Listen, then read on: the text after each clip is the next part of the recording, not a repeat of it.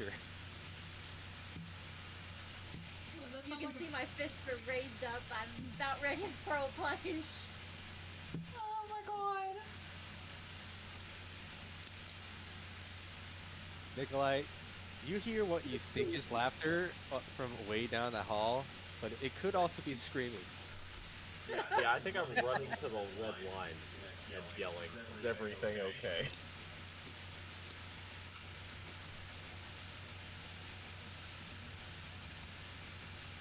What the fuck was that for? Let's see. In the midst of laughing, like hard laughing, like holding stomach, breathing hard laughing. Like it was good morning sunshine.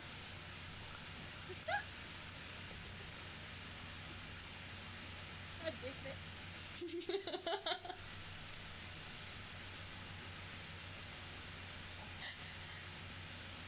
Oh my god, I felt like IRL I'd be dead.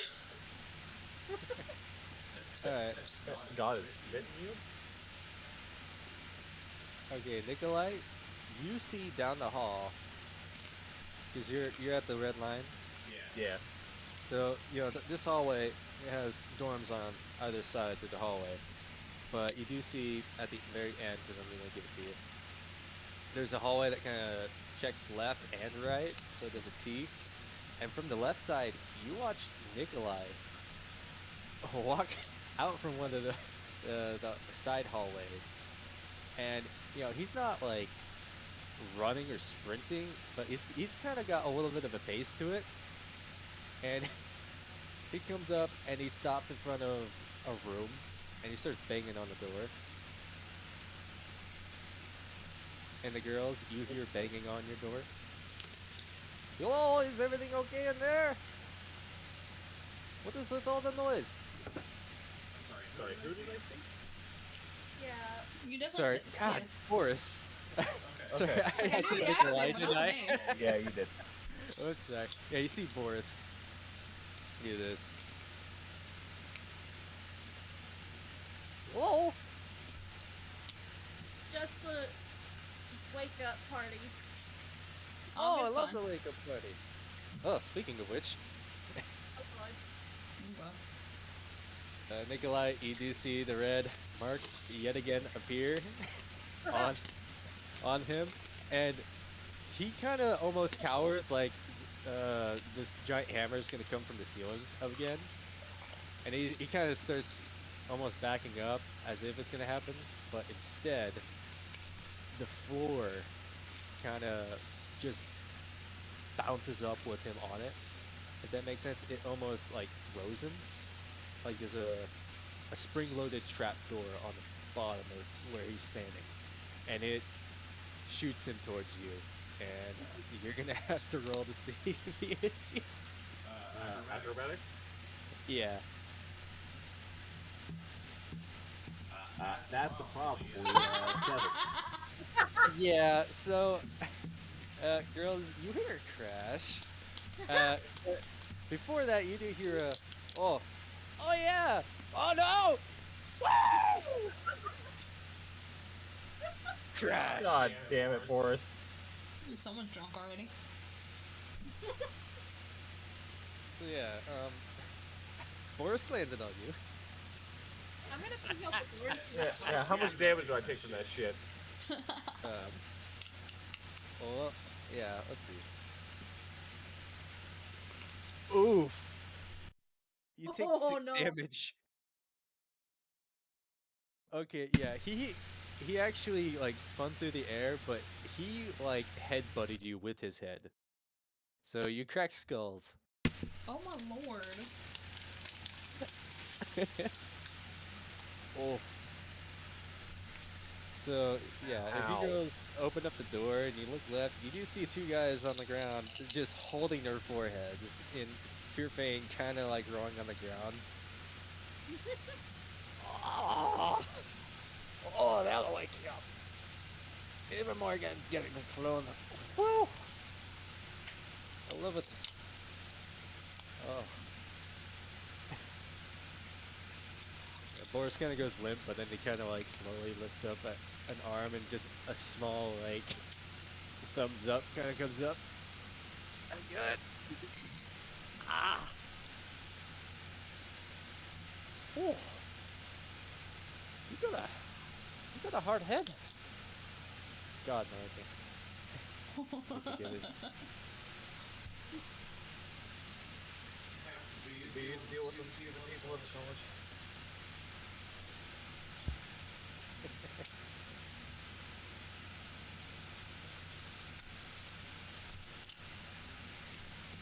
Well, I'm gonna go back into the room and get dressed. 'Cause they look like they're fine. I will agree. Turn around and close the door behind me. Not even worried. Nope, girls gotta get dressed first. I guess I ran out of the room, so I should probably go back and do the same. You're gonna be holding a hurt head for a while. Oh yeah, while holding my head. Alright, so you all go back to your rooms, you all get dressed. When you all leave, Boris is no longer on the floor. Oh, good. Instead, somewhat in his place, just off to the right, Gwen is approaching you all. Oh, wow, that was... Yeah, Boris may be, he may have a concussion. Yeah, me too. Oh, do you need, okay, oh, I don't have any potions, do I? No, yikes. Let's see, I don't know any spells for healing either. Would my lay on hands cure a concussion? If not, I have cure wounds.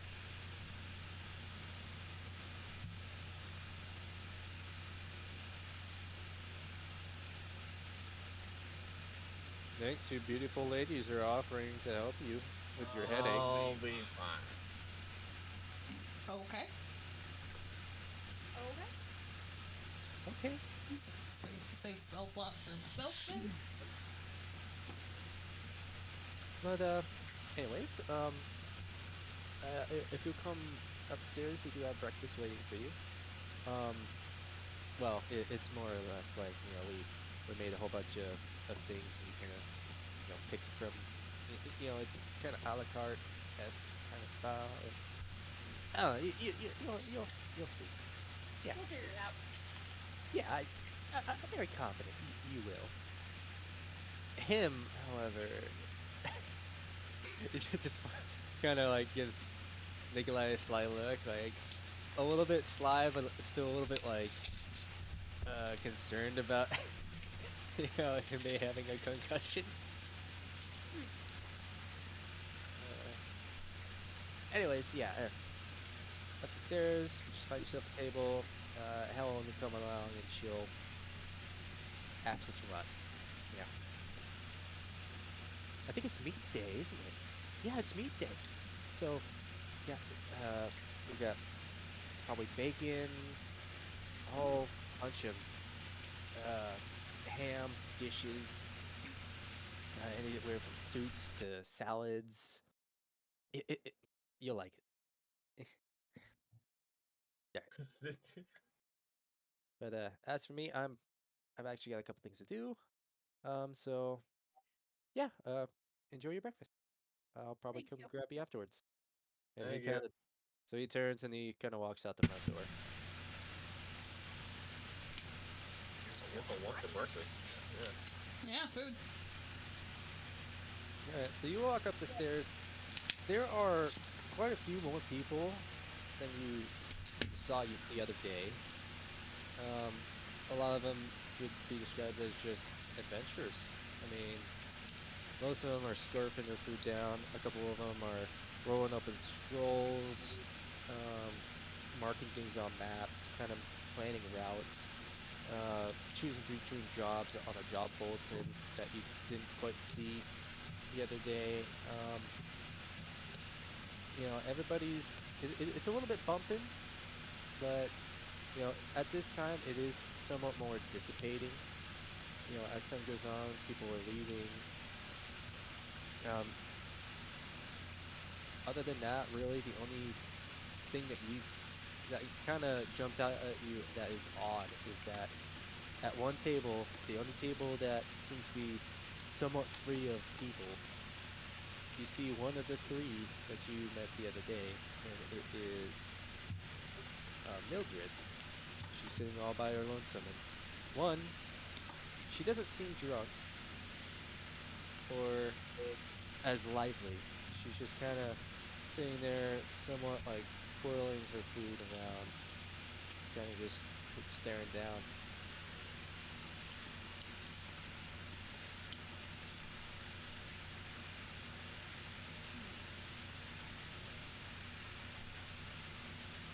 I want to approach Mildred. Okay, we do.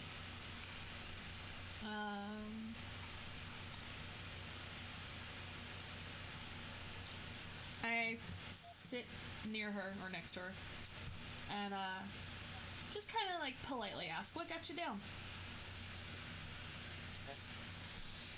Down. Oh no, it's the hangover.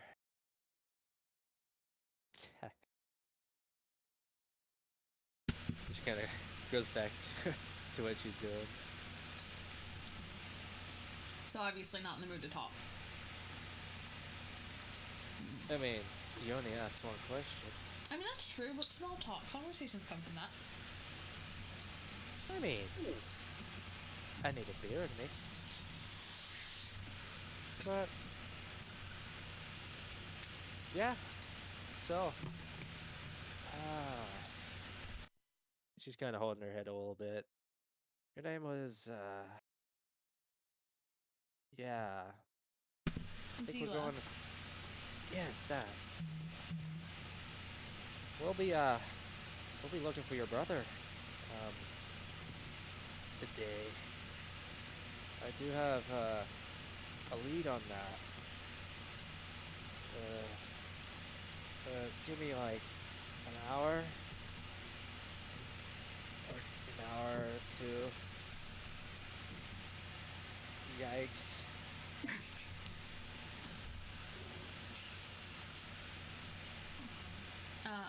Zila nods her head somberly.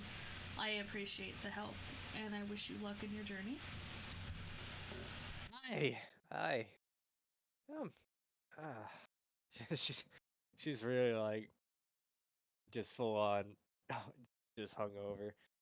Along that side, both Helen and Boris seem to walk up at the same time. And Boris, even though he has his hood over his head and you still can't see his face, he's got a bandage wrapped around the hood.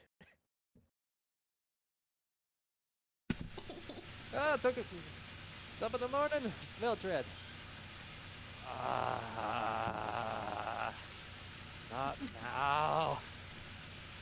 Oh, come on. You know you love it. God, I can't get this. Jumping from a Scottish accent to a fucking Russian accent. God, this is tripping me up. It sucks because I can't do either of them. Like, really good at the moment. Anyways, Boris kind of sits down. And Helen is, kind of standing there. All right, well, the two headaches are surprisingly quiet this morning. Can I get the three of you started off with breakfast? You're honored guests, so anything that you order is on the house. I guess I'll walk up to the table at this point. Oh, yes, yes. You. Yeah, I still don't know you. Or remember you. And she gives you like a slight smile. Something must have happened to your memory, woman. Ah. My name is Helen. It seems that you may have the short memory. My name is not woman. Oh, I know. But that's alright. What can I get started for you, dear?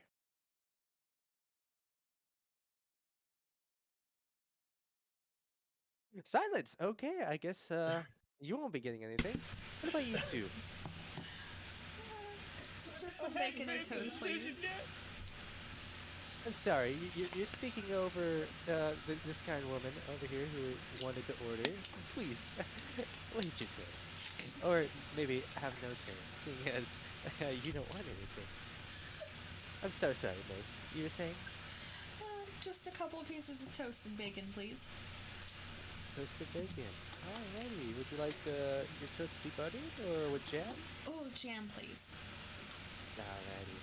Your wonderful huckleberry jam that's actually grown just across the ways. You get a whole bunch of it for free. It's to die for. And for you, miss.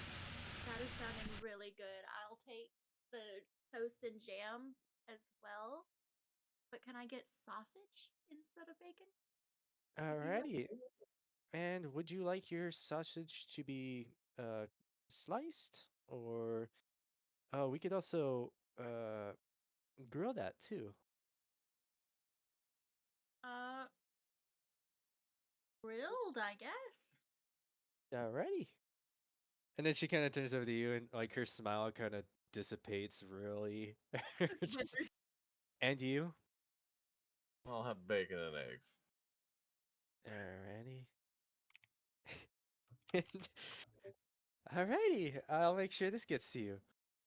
And she kind of turns around and she walks over. And I'll kind of give this one to you because she makes it loud enough for you to hear it. She, she's like, could get these two, and then this third order, make sure you spit in it.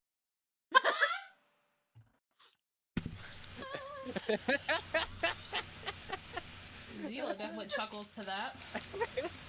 And the big man behind the counter, Hedrick, he chuckles.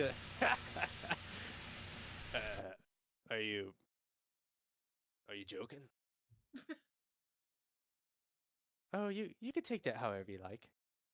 And he kind of sits there with like a face of like a buffering face, like a The loading face. and then he kind of like shrugs and he turns around and starts cooking. There it is. There it is. Let's see. That one, yeah.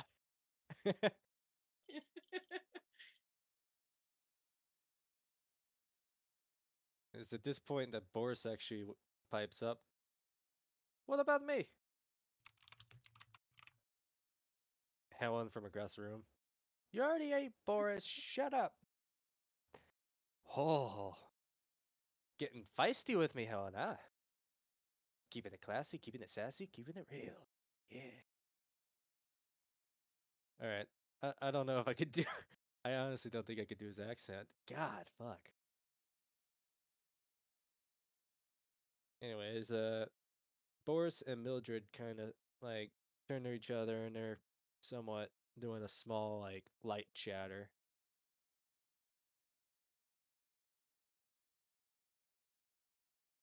Other than that, a couple minutes pass and Helen comes back around and she has all your orders. She also pulls out some hot coffee for all of you.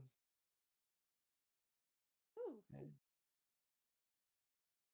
And then she walks behind the counter and you are free to have your breakfast. Guess I'll start with the Uh, coffee and then hope she gets my food. I'm gonna go for this toast with that jam because that jam sounds real good. Yeah. Take a The sip of j- coffee and then go for it. Yeah, the jam for both of you, you get a nice light sweetness. It's never overpowering. And the bread seems to have been buttered before it got toasted, so it's nice, light and fluffy. And it is, ooh. The best. And a hint that you never actually tasted, only after a couple bites. You think that there might have been just a tad bit of salt on top of it. Like somebody had just barely sprinkled a tad bit of salt on it. So it's a nice, lovely mix of flavors. That sounds amazing. This shouldn't be doing with all hungry. I just want to make that known. And Nick, you look down at your. Oh god, you ordered the bacon and eggs, right? Mm-hmm. Yes, it did. Roll me a perception check. I might have to go buy some Huckleberry Jam to taste in real life. Yeah, right? It 13. looks so good. Alright, 13. You look down at it, and you're pretty sure that there's no spit in this.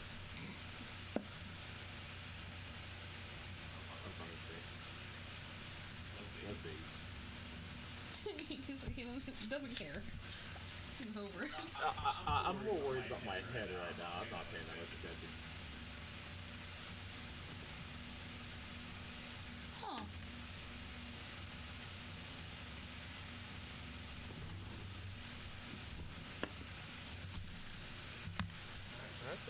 Not me adding Huckleberry Jam to my Walmart buy list. Right? What do you think you are doing, Mildred? As she's like sitting there like stabbing at him at the table because he's trying to like take a piece of her ham that she has. Fuck off! This is mine, damn it! Ah, she is fine. Careful, Boris. It looks like she might hurt you. Oh, her? Oh no. Well, possibly. I mean,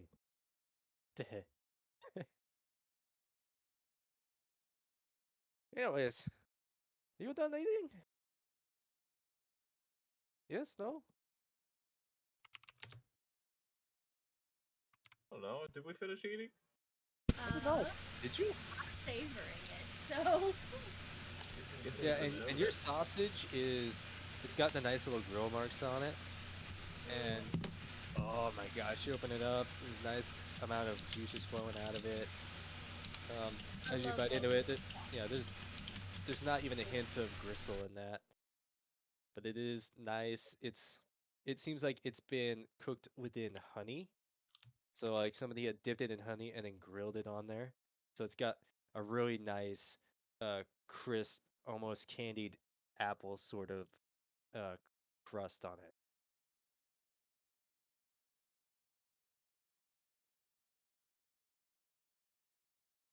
Yeah, definitely savoring that.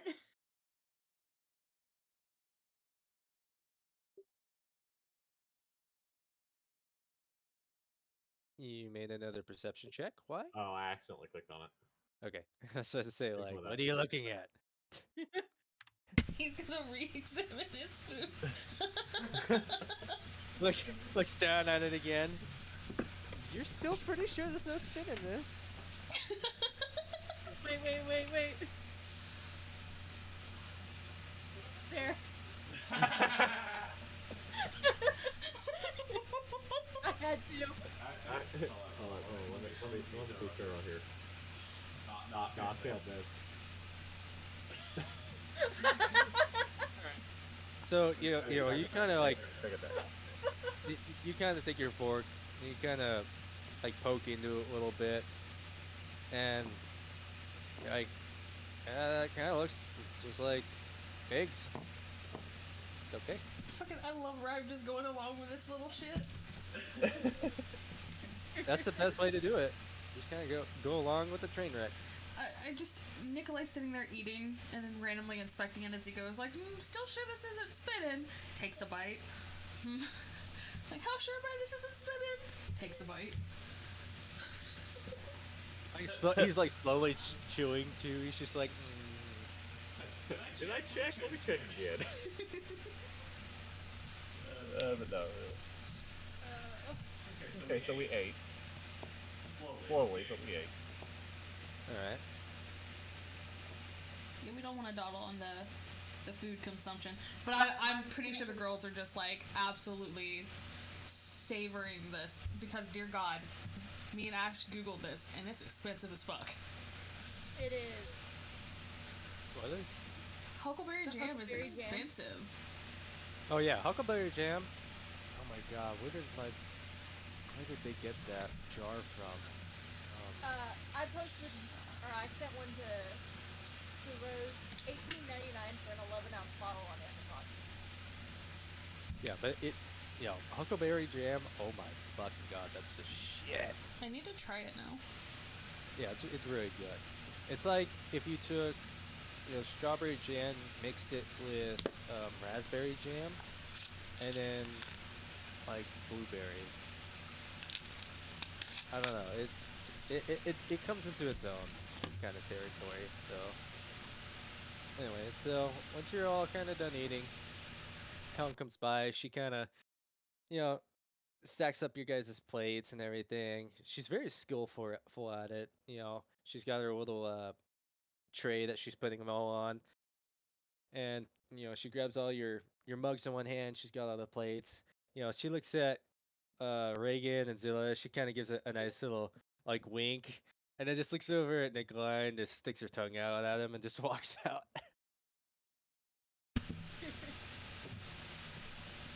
And as she's walking to the kitchen, you do see what's his name again?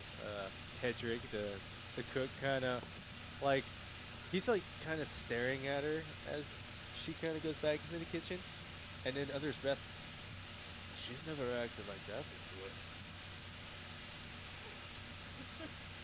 Anyway, Rip. maybe I should have spit in plates. He turns around and then walks back into the kitchen.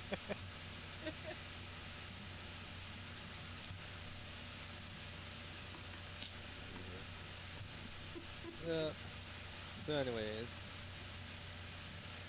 Gwen comes back up the stairs and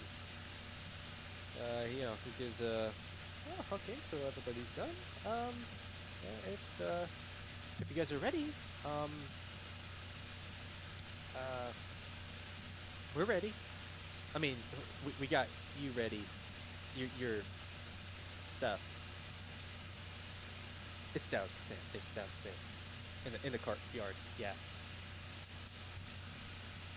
Okay. This way. We'll follow. Following along? Yeah, cool.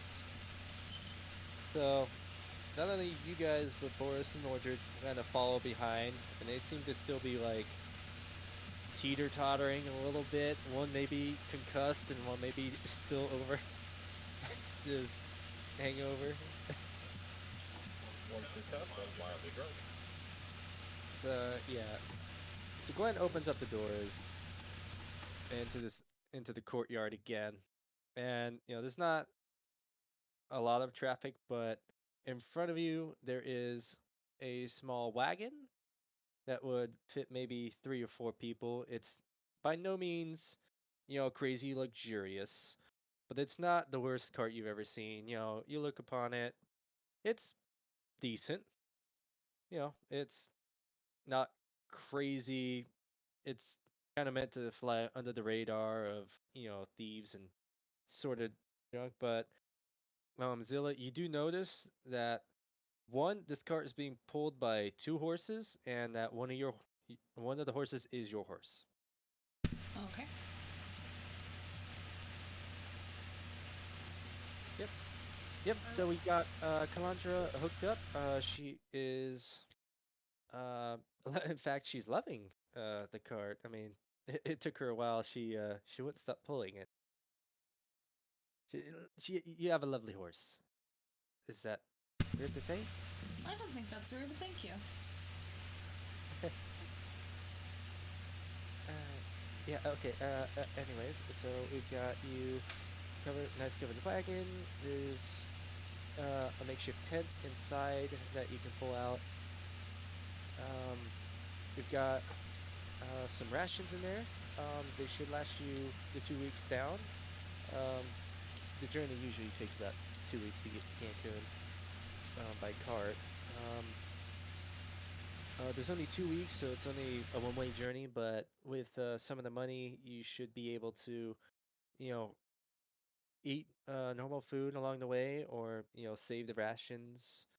Uh, I'm not trying to tell you what to do, but I'm sure you don't want to just eat, hardened rations the entire way down there. You could, you're free to eat, you know, at restaurants or food stalls along the way, or at the, it's Right. it's your life. I'm not trying to you know dictate what you do. Um, Well, yeah, thank you. Yeah. It was my pleasure. Yeah. And about this time, the door opens again, and you see Guildmaster Soraya walk out. But instead of her nice, more conservative green cloak that she was kind of wearing last night, she is instead now in an elegant dark purple dress. Her hair is done up, and she actually has a lot of little accents around her. She's actually wearing a little bit of eyeliner, makeup. Uh, she looks stunning for her age. And, she kind of comes out. She kind of stops before you guys. Yes. What the fuck are you staring at, you bunch of idiots? Christ. She kind of pulls out her pipe. It starts puffing up.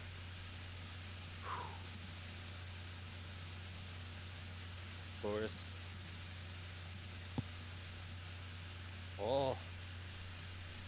The Guildmaster's pulling out all the stops, eh? Ah, quiet down, you fucking fool. Well, I'm off. She kind of turns and she starts walking out another small entrance. Okay.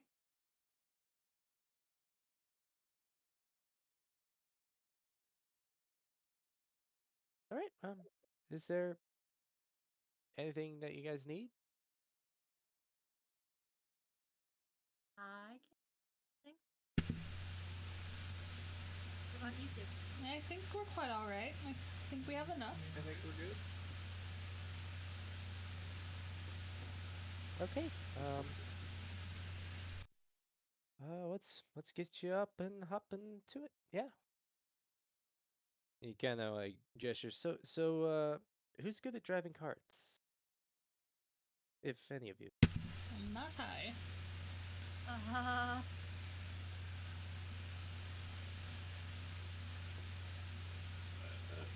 We really use them in Jersey. yeah. No clue. Wow. We know horses. Yeah, you'd probably be the best bet, Zilla. I'm sure it's no different than riding a horse. She says, very unsure of herself.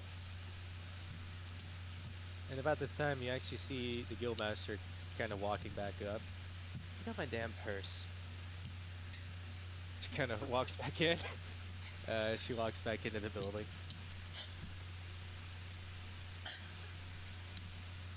Huh. Well, I'm sure. I guess there's only one way for you guys to learn. Okay. How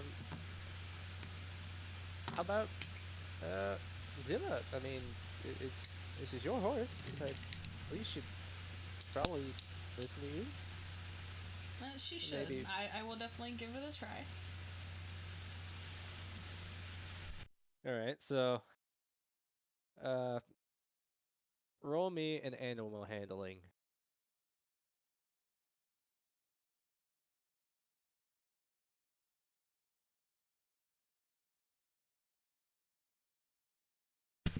I did the dome and I rolled through the site again. It'll take a second. Hold on. We'll get there.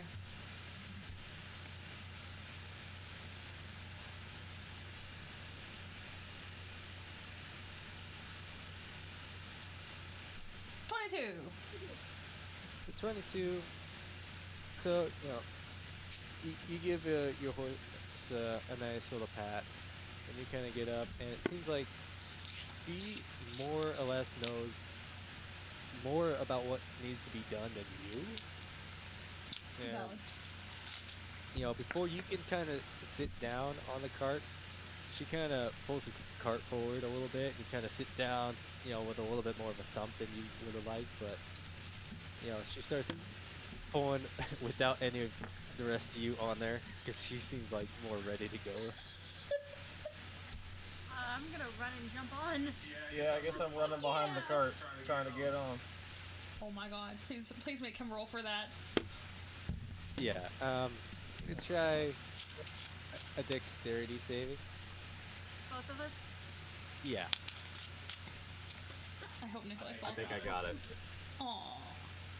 Oh, Oh. So, okay. So, Nikolai, you're barely able to grab like the very last piece of the wood framing on the back of the cart, and you kind of like you're so graceful about it. It's like, have you ever seen that? Uh, it's like one of the very first films ever made. It's in black and white. The dude actually doing real stunts. He grabs onto a car and it pulls him away. Gosh. No, but I can kind of picture what you're referring to. Yeah, so basically you do that and you just kind of gracefully pull yourself up. Although, Reagan, yeah. you kind of try and do the same, but you kind of stumble over your feet and you kind of faceplant a little bit. Oh, I was hoping that would be the other way around. It's that heavy armor you're wearing. Yep. And at this time, the Guildmaster walks back out. What the fuck? Don't mind me. Just go. Just And go. she gives her a pipe of a big puff, and she kind of blows it out. And from what you can see, the smoke kind of takes a life of its own, and it just kind of whooshes around until it's right above you, all, and it kind of like drops down into a mist on the horse and the carriage, and the carriage just kind of slowly stops. It's almost as if somebody pulled an emergency brake and the wheels just stop to the point where both horses kind of start struggling to pull it and everything kind of just halts. What the fuck are you bunch of dumbasses doing, leaving your guild mate like that? She fell. And you didn't think to stop? I'm new to this. I was trying. I barely got on. Trying and doing aren't the same thing. You can try or you can do. And trying ain't what you were doing. Have you ever pulled a cart before? Have not. You turns over to Nick. Nope. Barely gives Reagan like a pass to like a understand that you also bunch of dumbasses. She gives her pipe a good another big puff. All right. Gwen, come here, idiot boy. What? Yes. Go with him. You can see his face just flushes like straight white. Go with them. Yeah. Go with them. Nobody knows how to, pilot the horses like you do. But there's almost no words that are coming out. He just looks almost fucking ghost white. Come on, man. You got this. We need you. Look. All you have to do is drop him off at Cancun. You can do that much. You see the color kind of slowly start coming back in. Cancun. Yeah, I can, okay. I can do that. Yeah. But what about the two dumbasses can handle themselves? I mean, just look at them. Kind of look over, and Mildred and Boris are kind of like, they're sitting on the steps, but they're kind of leaning on each other, and their heads are like on each other's heads. And they look more like they're just fucking dying at the moment. And they're just kind of holding each other up. And Gwen just, yeah, they can definitely handle themselves. Guildmaster. He kind of like slowly like puts his hands together. I'll go get my things. Kind of turns around and he walks off. The Guildmaster kind of swings around. And you three, let's see. She takes another long drag and then she blows it onto the side of the cart. And you see what seems to be writing kind of, you know, light itself onto the wood. And it lights and then it goes dark again, almost into like ink, if that makes sense. Like somebody had painted on these words. There you go. That should keep you out of at least some trouble. Thank you. Now, she kind of like, she holds her hand up and she's kind of like looking up at the sky. She's like, okay, got my pipe, got my purse. The documents, gosh. She kind of turns back around. She walks back up into the building and closes the door.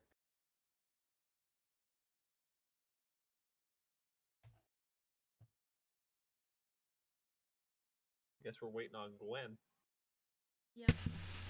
Yeah, And he kind of pops back out. And, you know, he's got like, it's a bag bigger than him, if that makes sense. Like, you know, he's got on his back and he's kind of hunched forward. I've got it. I've got it.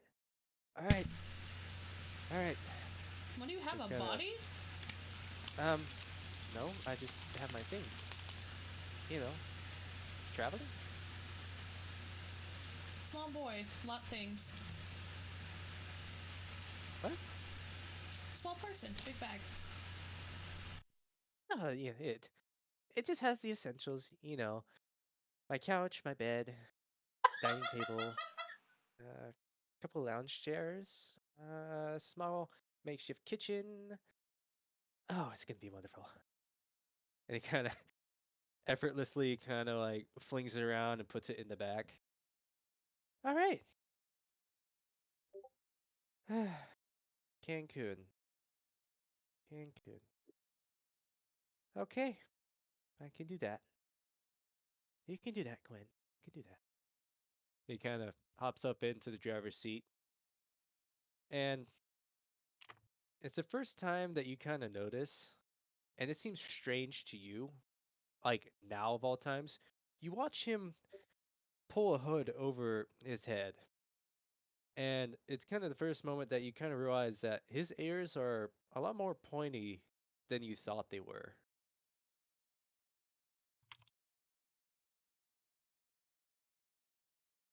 But he throws a hood over his head, and all right, is everybody ready to go?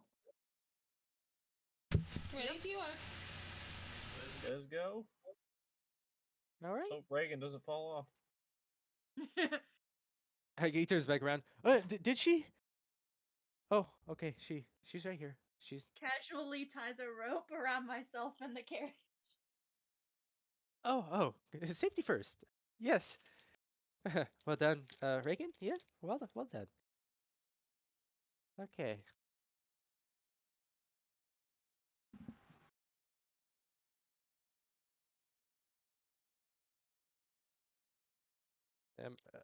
As he's Water. about, yeah, as he's about to leave, you do see the mistress come out one more time, and she's got like her purse, a whole bunch of scrolls in the other hand, and her pipe, you know, still smoking like a chimney.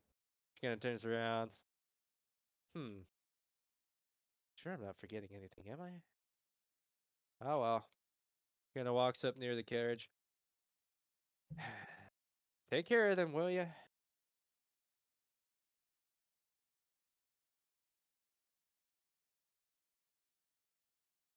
Oh, and one last thing, Zilla. Yes, I've ma'am. got those I got those two idiots looking for your brother.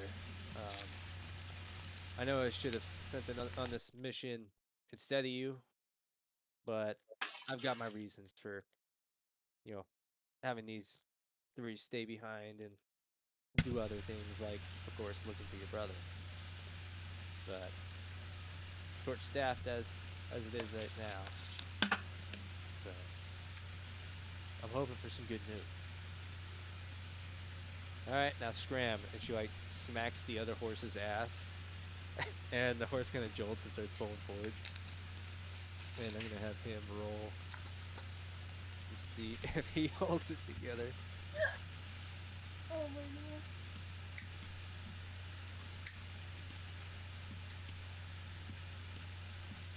god. Okay. A little surprised, but Gwen does, keep the reins in check. And the horse starts pulling out. Or the carriage starts pulling away. Away we go. And away you go. And Gwen just kind of turns around. Yeah. Yeah, which route are we taking? Are we taking the toll road, or are we taking Atlanta? It kind of like winces just a tad bit.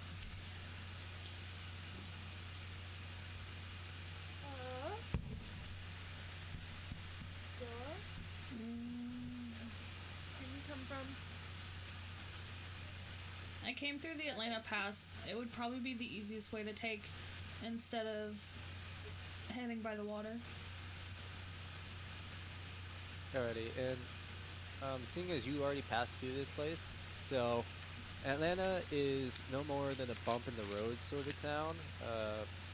It holds nothing more than eateries, motels, but it's mostly slums. And it is most definitely a place that if you stay more than you're welcome, you will probably get shaked and have your Wouldn't shit shake stolen. this- You kind of made it through this town, you didn't really stop. So you weren't really thinking about it. But yeah, so there's Atlanta. Or there's also the toll road through Miami.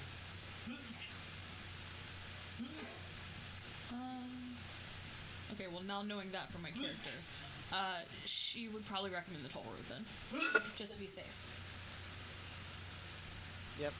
And so, you living right next to this place, Miami actually used to be the capital of the Kagan Kingdom about 60 odd years ago, until Knoxville was constructed. And once the capital was moved over, Miami decided to use its resources to ship thousands of pounds of sand from Tallahassee through your town, through your shipping, your shipping lane, not really shipping lane, through the rivers, to create its own resort by the river. And it soon became a hotspot for tourism and sunbathing. It kind of made its own little Miami of Miami. But with that, it basically made it so that, yes, the road to here is a lot nicer. So they've made a toll road. So it costs 2 silver to basically use the toll road from Miami over.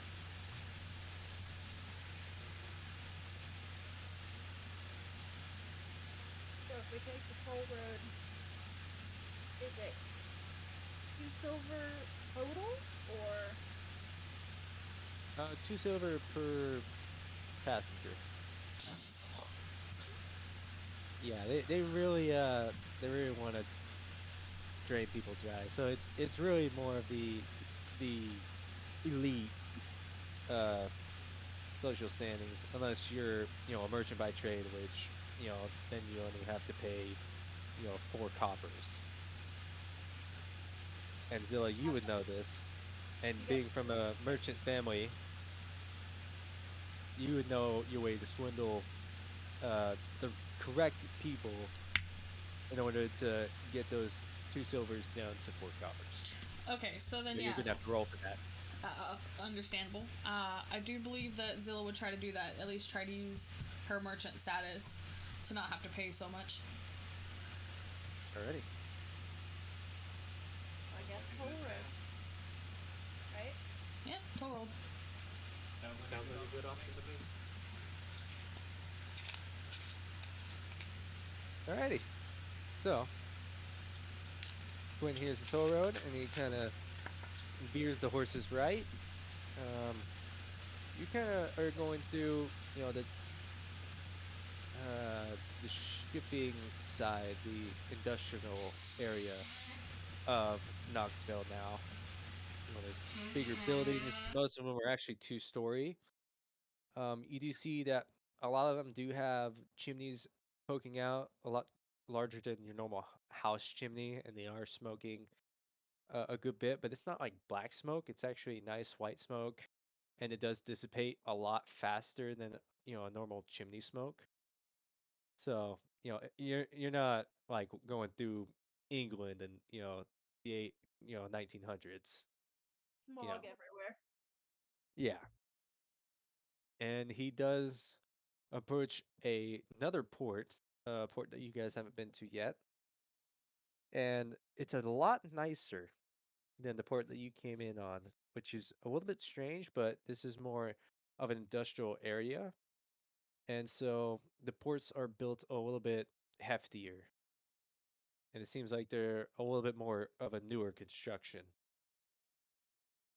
And he kind of pulls up, and it's almost a small line of people and with their horses, and some of them have carts as well. But you do eventually come up, and there is, a man in blue and red, and he, pulls out. It's like, all right. So you plan on using the toll road? You're heading to Miami? Yes, sir. Yes, sir. Um, how many? One, two, three, four, with two horses, four with two, and one carriage. All right. And he pulls out what looks to be another one of those stampers. Arms. Yep. The stamps. You see a different color. It goes from green to almost a purple. Start swirling around. And in the center seems to be some sort of rune in the center. E3? I'm surprised you're still in the back of the carriage.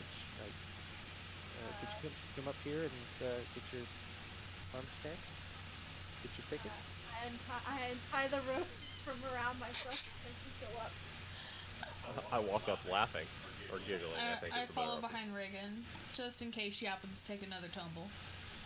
You did see that, this ticket boother, he kind of does chuckle a little bit. He's like, you, what is she? Your prisoner? No, there was an That's- incident. Just a klutz. A class. Anyways, yeah. Go on ahead. Oh yeah, thank you. He kind of pops onto the dock, and there is a ferry, almost about a little bit smaller than the ferry that you came in on, but it almost seems a little bit more open, if that makes sense. It's more like a car ferry, if that makes sense. People are pulling up with their carts and storing their carts inside. And the viewing platform is up above, along the stairs on the left. All right, it's going to be about 2 days till we reach Miami. So I'll stay with the horses. You sure you're welcome to go up into the seating area. You sure you don't want to join us? No, I'm fine. Really, and he kind of grabs his hood and he kind of pulls it a little more over his head. And he kind of turns around and he starts tending to the horses. Very well then, I guess. As I'm walking away, don't do anything weird with the horses. What? What? What? I'm not replying to that. I'm just walking away. Casually looks at Reagan. Are we sure we want to travel with him? I mean, I know he got a letter, but are we sure? At this point, I'm not too sure. But we're kind of stuck together on a boat for 2 days, so Make the best of it. yep. I guess up to the viewing platform. Yep, and Reagan and I guess are walking to the viewing platform. Alrighty, so you walk up the stairs. There's quite a few more, I'd say more, a little bit higher than middle class citizens here. You know, a lot of them are wearing a little bit more of a frilly dress, with, you know, the hats almost reminiscent of like the 30s. You know, a little bit of those poofy hats with, you know, feathers in them. You know, they're kind of shattling, if that makes sense. You know, amongst themselves. A lot of them have, you know, wine glasses. The men are, you know, done up as well. And there are a couple people that just look normal, just normally dressed too, and they're kind of like avoiding these higher class people a little bit. But you know, other than that, you do have a nice open deck. But it does it kind of it's a half deck. So you've got a nice open deck in front where you can see out in front of the boat, and then you've got an enclosed deck about halfway in the boat, and then you can turn around and look at the back of the ship, but you can actually look down at the carts.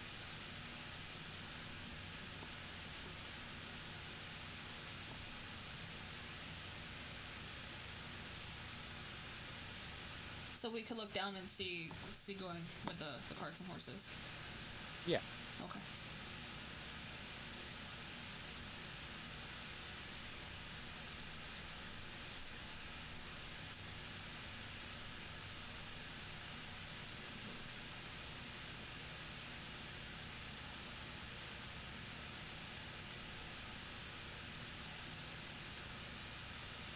Do I need to move on?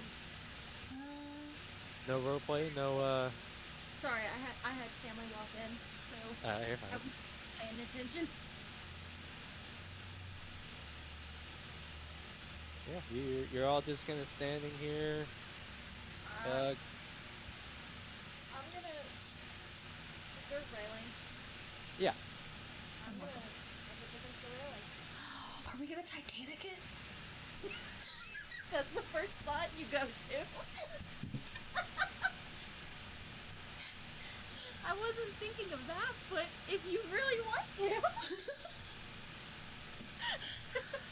I don't think it's come to that point, but. No, I'm not a bard.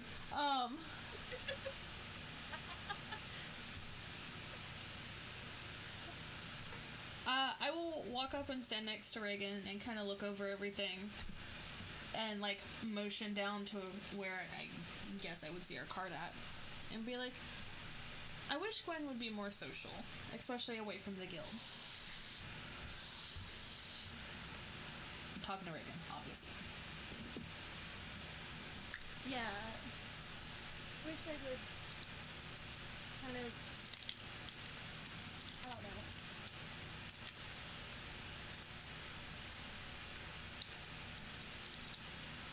It's kind of unapproachable. Maybe the journey will help them open up.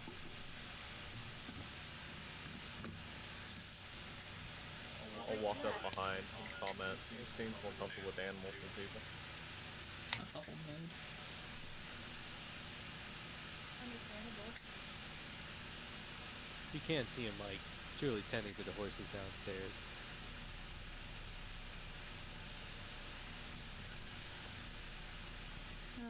I understand being stressed, especially having to take care of two drunkards and one who likes to constantly not listen and get hit by random things in a hallway. Yeah, I've experienced that one firsthand. Same. About this time, the ship does let out a nice bellow, and it does seem that the ship has now begun to move. And at this time, you do notice that your the magic circles on your hands are now turning a deep shade of red when they stop spinning.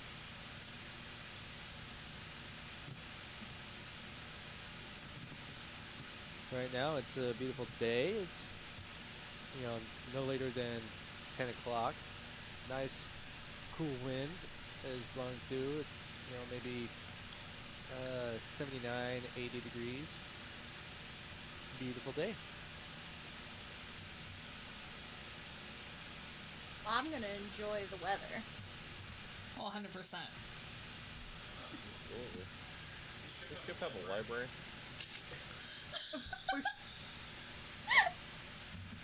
They got a brochure. Fucking sorcerer? What's a library on the ship?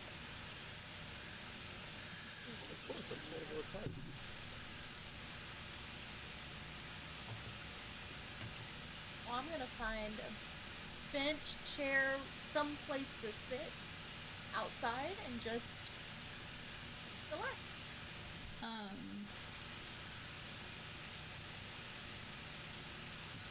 I would like Zila to possibly look around to see if there's other merchants that she might recognize, like someone that she's done business with or knows.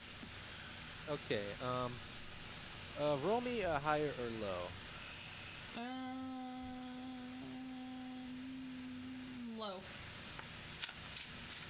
All right.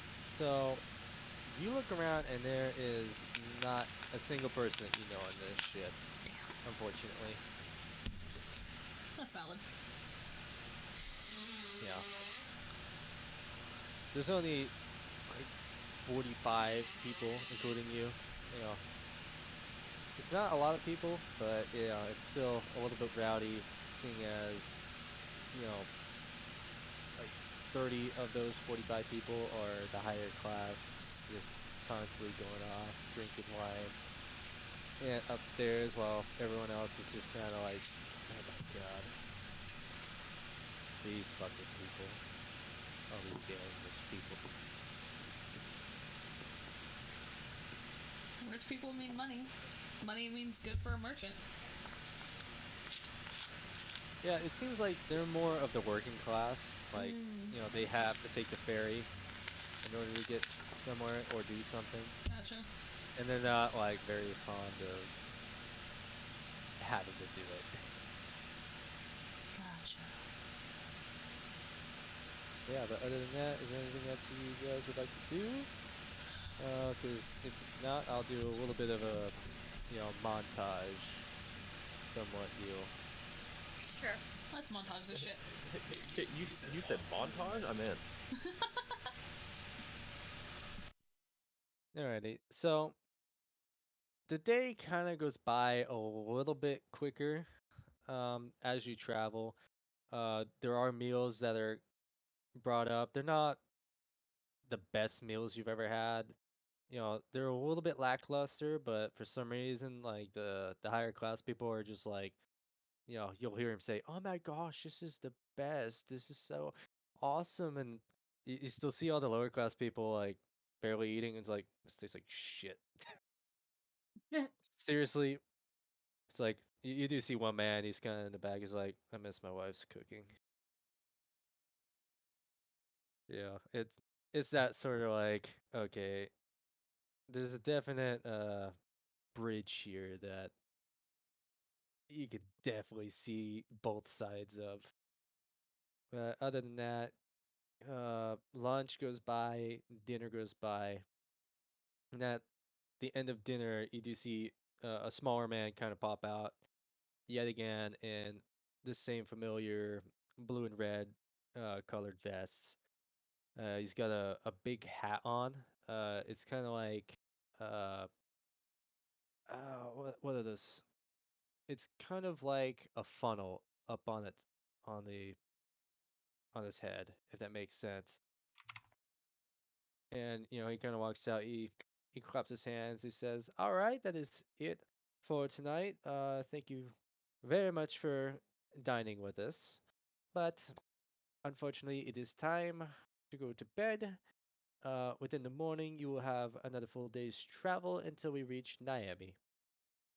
You are free to either sleep up here. We are able to make accommodations for you all to have sleeping mattresses pulled out, and you may sleep amongst the stars, or you may go back to your carriages if you so wish.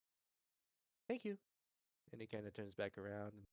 You do see what seems to be like a crew of people that you didn't really see suddenly kind of pop out of nowhere, it seems. And, they start chatting with some of these people. You hear some of them do want to sleep outside. Others are walking downstairs to the carts. But right now it is uh, pretty much you're seeing the last glimpses of the sun go down.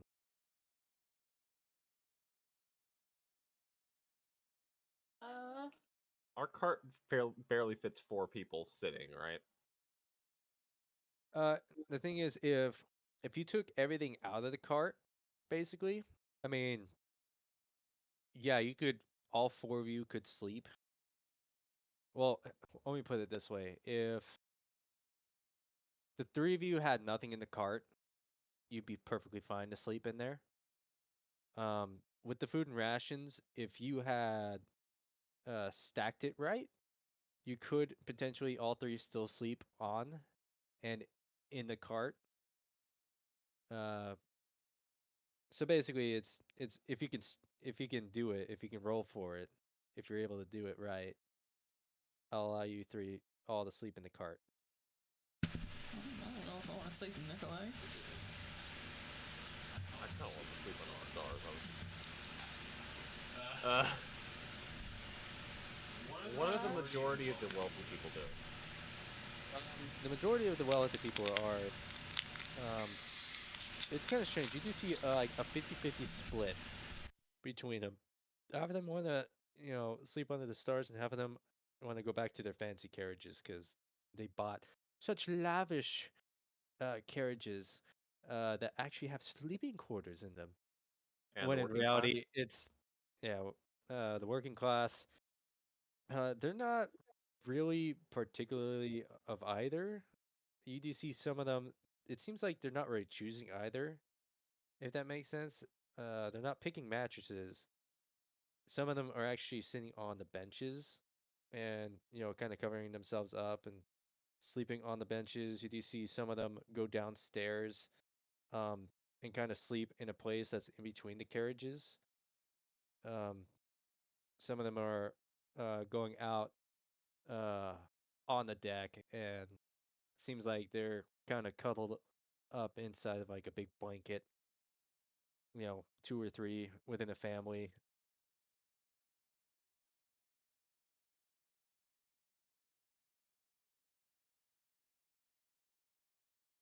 I'll head to Yeah. the carriage.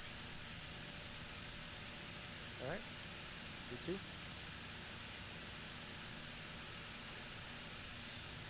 Zila will take a bench,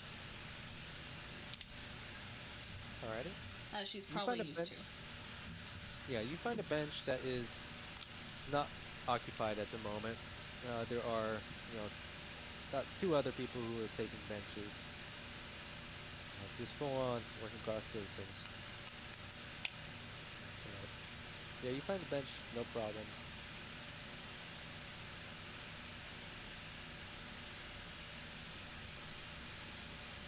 Cool. Then I will sit down, curl my cloak, like the hood around me, and prepare to hunker down for the evening. Alrighty. Reagan?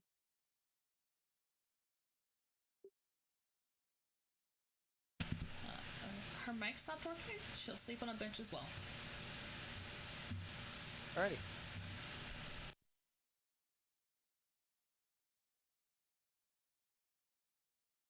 Yes, we'll see if she can fix it along this. Maybe.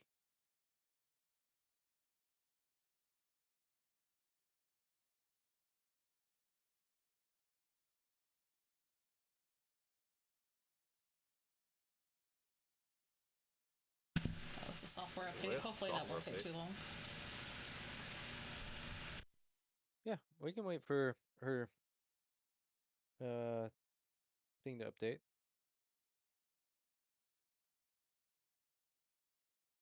I mean, I'll just keep on going a little bit. Okay, can you hear me? Yep. There you Okay. go. Discord changed it too. So I had to go in the settings on Discord to fix it. Alrighty. So the two of you kind of hunker down on the benches. Nikolai, you head downstairs. You approach the cart. When you notice that Gwen is actually pretty much fast asleep in the driver's seat, on the driver's seat bench. He's already kind of curled up in what seems to be a small blanket. I'll get in the back and use my bedroll.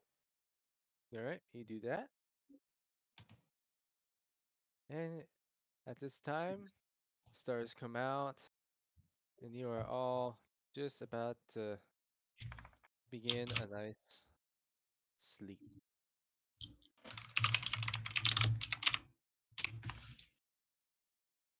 Until I make you all roll perception check.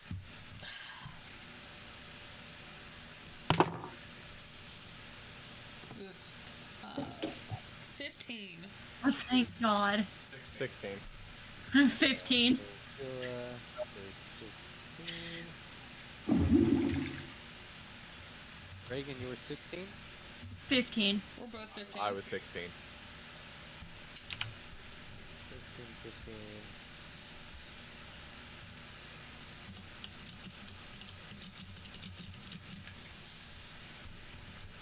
Alright, so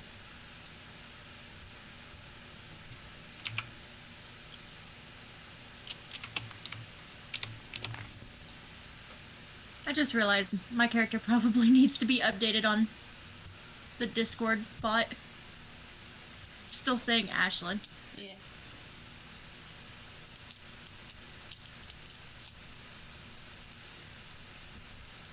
alrighty. So it seems like this wasn't really that stealthy of a move. But the three of you do suddenly wake, all seemingly at the same time, to a pretty loud, splashy thud. And it's not just one, it's two. Oh And boy. They're pretty. The thud is pretty hard enough that you all kind of feel the ship vibrate just a small bit. And you do see that, it did startle some other people awake. People start getting up. They're kind of like, what was that? It's the middle of the night. What was that? As you start looking around, if you ever do choose to do so. I imagine that's the first response to being startled awake. Yeah, I'm pretty sure we're looking around. What the fuck just happened? Yep. Well, how do I put this? You do hear what seems to be one of the rich lady's daughters. A girl probably the age of 15 or 16, to start screaming bloody murder. Oh God. And as you all turn, other than Nikolai, but you may be, I don't know, running up the stairs. Yeah, I'm running up to the upper deck. I'll kind of give it to you. All three of you do see two of these pretty much towering over this girl.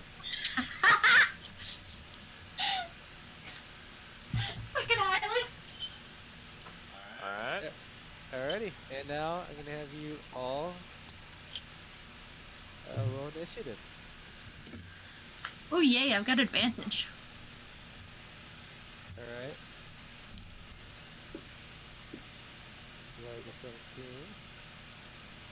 17. And oof, yeah, no. That advantage. I'm taking that 20. Yeah, Reagan. Yeah, 20. Oh, And Zilla. oh, it's coming. Hold on. Oh no. Oh no. At least this is initiative. Yeah. Alright. So, you see 2 of these frogs. They're about, say, for you on the deck, they're about maybe 20 feet away. Nikolai, seeing as you're at the stairs, I'm gonna make that 30 feet. But in between you and these 2 frogs, there is a good few people that are, sitting on mattresses, and some of them are getting up and now pretty much freaking the fuck out. So I'm gonna say that your movement speeds are gonna be cut in half because you're basically gonna have to be running around people Okay. and over pretty much all their bullshit that they have next to them. Their fancy wines that they're like, oh, I know, let's drink and eat this, under the stars. I'll light a little candle here. Oh, thank you, darling. Oh, I love you so much. And then, the regular people are like, John, just fucking kill me. Anyways, yes, so your movement speeds are going to be cut in half. Okay. Other than that, Reagan, you are the first to jump into the fray. What do you do? Well, they're. Did you say 30 feet away? For you, they are 20 feet. For 20. Nick, who's near the stairs, they are 30. Well, I'm gonna move my 15 feet to the closest one. And I'm going to see, what can I do?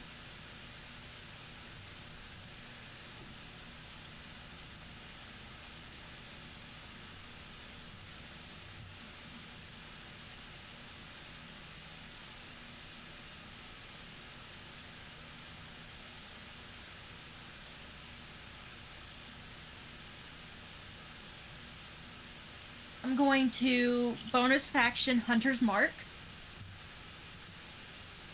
And I'm going to hold a hit with my mace for when he's in range. Alright.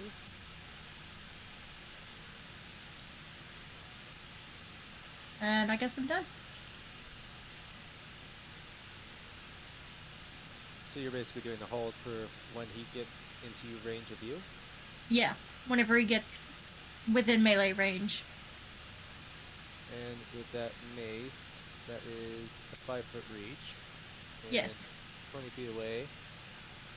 And your walking speed is 30, but it's 15 with all their stuff in the way. Exactly. So, Am I within range? I thought I would be Yeah. 5 feet from him. Like one they- more 5 foot from that. well, everything's kind of half right now. So, seeing as there's all the stuff in the way, your 30 feet that you can run up to is 15 feet. But seeing as he's only 20 feet away, you're still able to get to him first. Okay. Okay, then I guess I'll hit him. Alrighty. Roll me a armor class. Roll a d20 to see if you beat his armor class. 14. Yep. So you beat him, and then roll for damage.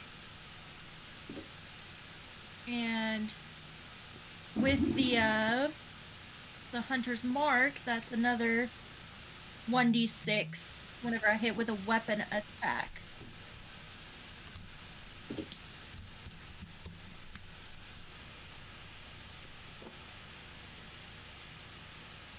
So that's 14. 14 to hit, 4 damage with the mace, and then 4 with Hunter's Mark. So you do 8 damage. And so which one of the frogs are you hitting? Are you hitting the one that is basically towering over this spoiled little rich girl, or the second one that is behind him? I guess the first one. Alrighty, and you hit him for 8 damage. Yep.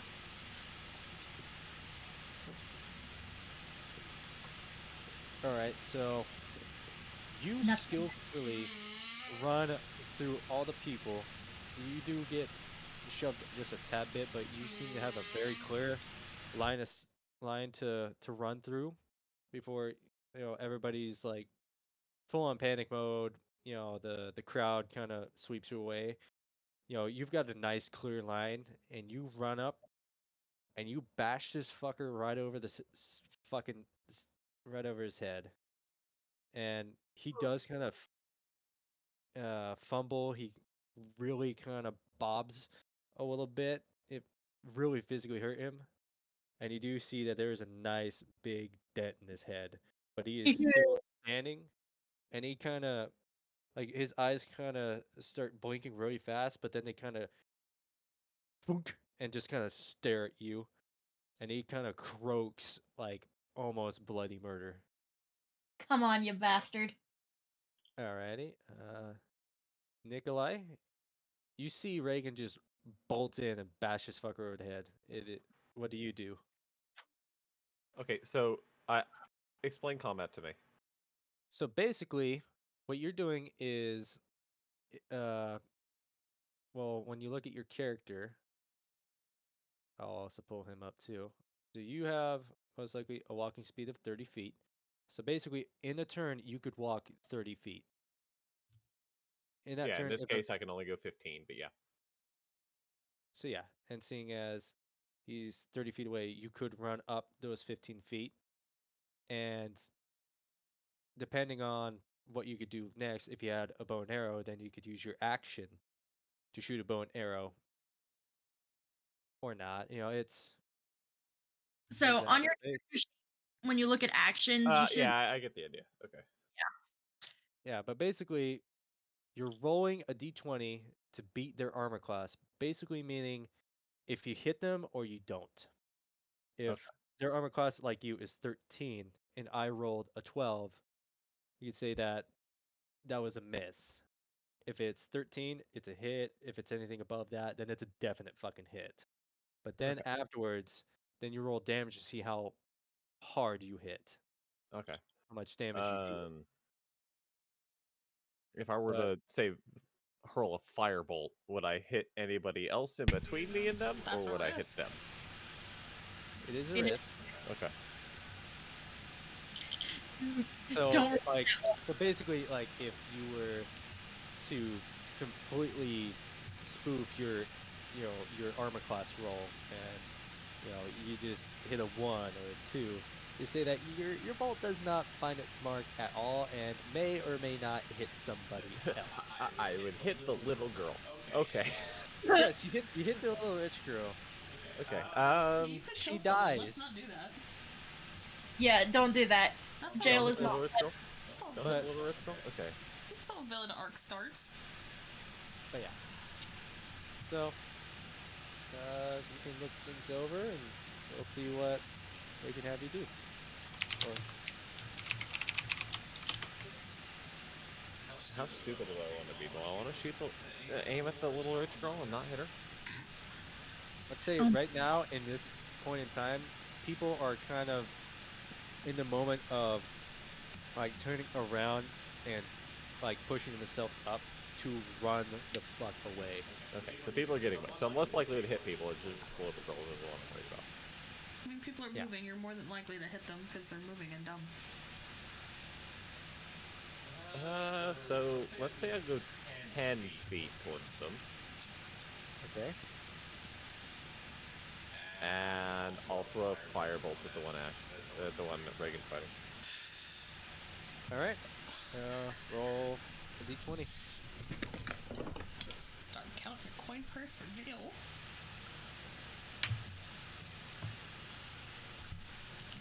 $17. All right. So, yeah, before anybody like stands up, you are able to throw a firebolt. It goes over everybody's heads, and it hits him, dead, almost like to the side of the chest. Nice. Roll for damage.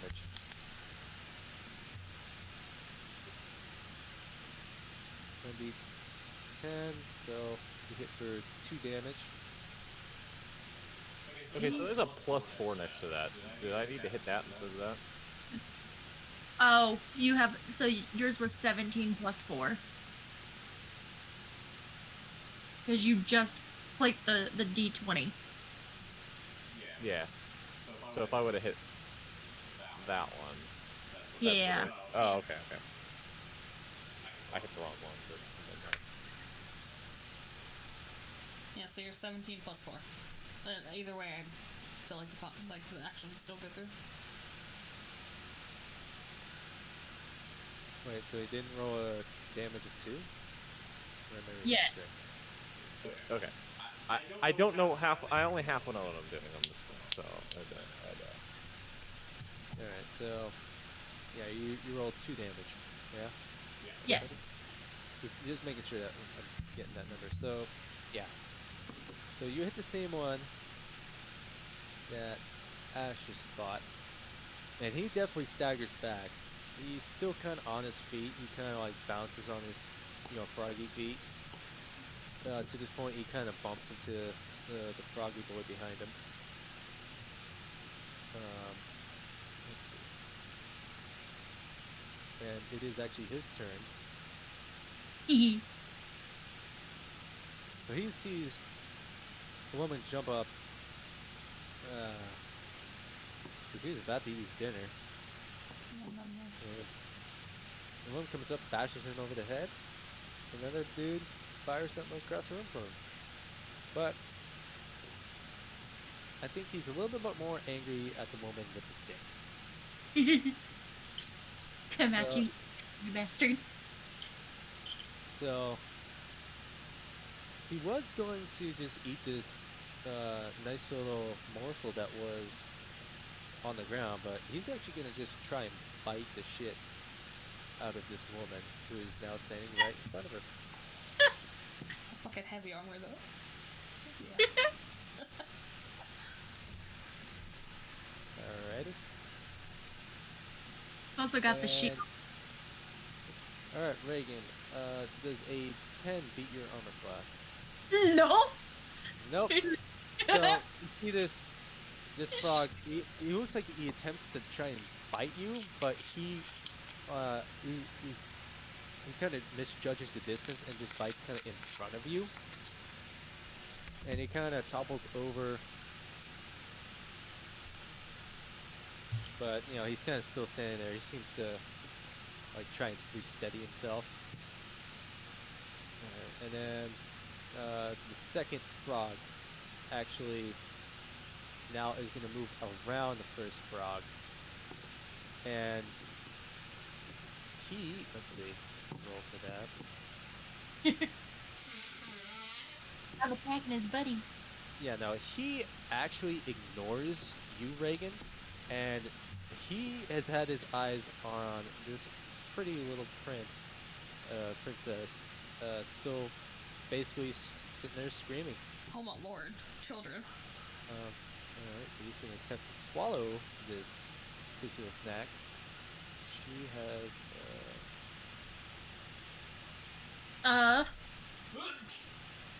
Zila Alright, just standing there so- doing nothing. so, oh my god. I'm going. Alright, so, I have a reaction. oh, I've got- okay. I've got. Is she within 5 feet of me? Yeah, you kind of ran up. I mean, the first frog was about to swallow this chick, Yeah. and you kind of ran up and bashed him, and seeing as your bash is 5 feet, yeah, you're kind of like right next to him. Yeah. Well, he now has disadvantage on his attack roll because I'm using Alright. protection. All right. Been at disadvantage now. Yeah. So he was about to basically swallow this chick, but you kind of jump in the way, and he kind of like jumps like it kind of breaks his focus, and he kind of like comes back from it, Let's and go. that was kind of the end of that. And then Zilla, you see all this happening, and you've just kind of been standing there for a moment, like frogs, giant frogs. What the fuck? The fuck is this? Let's see. I mean, she's good at archery, but that's too close for combat for it to be safe. I would like to attempt on the frog that has not yet been hit to cast Aminal Friendship. Oh god. All right, and that is, I believe, a wisdom saving throw from the frog. Yeah. Yes. It must beat me in a wisdom saving throw. Or, yeah, no, it must succeed. Or be charmed by me. There we go. All right. Ooh. Okay. What'd you get? Oh, let's see. Oh, what is the beast's intelligence, by the way? His intelligence is 2. Okay. Must succeed on a wisdom save. Oh, Your save DC is 13, by the way. Yes. Thank you, I hadn't looked that far yet. I'm waiting for the bot. I don't know why that lags for me. Why does yours take so long? Mine is instant. I don't know. I think I'm just gonna continue to use my... Okay. I think I'm gonna just continue to start using my own dice. 6! Beats me. Oh. You just got it. He has a wisdom saving throw of 6. So, you cast this magic, and you see him, he kind of looks at it. You see him almost, like, break out of it, but he, like, his arms kind of go limp, and he kind of looks at you. And he kind of ceases to be hostile. But you can tell, you know, I believe with that magic, you can kind of tell what the animal's doing, right? The spell convinces a beast that you mean it no harm. It must see and hear you. Blah blah blah. Yeah, it's just charmed by me. Yeah. So, you know, you just, this frog is just now kind of like, it kind of slumps back on its hind legs, and just kind of like, it's kind of like a porch squat, just kind of sits there. It's just now like kind of just looking at you. And with that, that is the end of the first round of combat. At this point, everybody's up and everybody's running away, so I'm gonna say you may have disadvantage if you are behind this crowd, that you may hit somebody. Oof. So Reagan, that won't be a problem with you because everybody's running away from you. And with that, Reagan, it is your turn.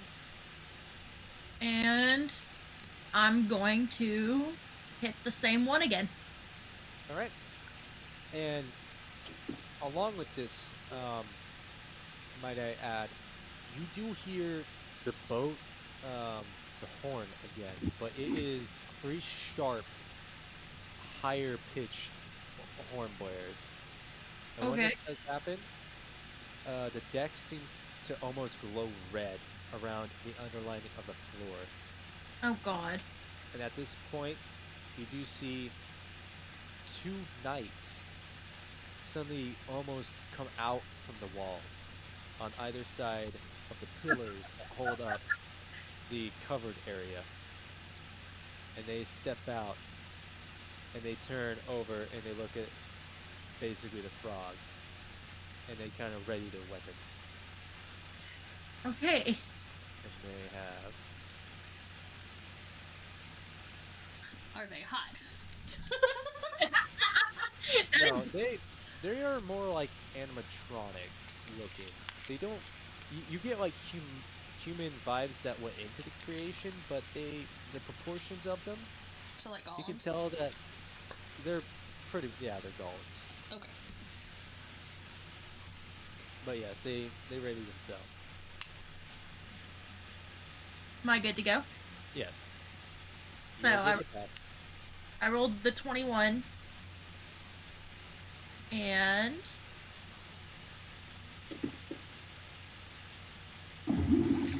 there's that damage. So you And- get 5. And then the hunter's mark. All right, so 10. you kind of turn back around from the golems, and you decide to like bop him again, and you just watch as your mace kind of goes halfway into his skull, Ew. Gross. and you pull it back out, and the frog kind of stands up on his hind legs, and just kind of his tongue rolls out, and he twitches, and then he kind of just lumps over to the side. Fuck yeah, money. Okay, and since he died while under hunter's mark, I can use my bonus action to set it onto the other one, just in case he breaks out of Zila's charming. All right. Hunter's mark doesn't harm him though, right? No, it doesn't harm until I hit. Okay, I haven't read your thing yet, so I didn't know. Yeah, it's you deal the damage when you hit it with a weapon attack. Okay. So Oh. basically, your hunter's mark is what the dead frog is going to be putting onto the live frog. Basically, yeah, it's moving from the dead frog to the live frog. All right. So, in this moment, you see the frog slump over, and then almost reanimate itself, Oh God. and turn over to the other frog that just kind of still just chilling like a villain. You watch as this frog, the dead frog, kind of is standing on its hind legs, like almost full out. Grabs the other frog almost by its shoulders, and just attempts to swallow this other frog. The fuck? Will. Freaking Yeah. zombie. It does not happen though. Did not beat it, the other frog's armor class, but you do see that this frog basically opens its mouth and then goes over the other frog's face, like almost getting his head. And I'm gonna say that this snaps the other frog out from the charming, Okay. and you watch as the second frog. I think he has a bonus action, right? No, but it does snap him out from the charming. And so this frog just kind of, it's like, huh, I'm feeling kind of chill right now. Wait, bro, what are you doing? What are you doing? bro. What are you doing, step bro? No. Alright, that. So, Nikolai, you see this horror fucking go through. Let's see, you're 20 feet away, but with everybody in your way, and you can only move about 15 feet, you could potentially get up to about 5 feet away from these frogs.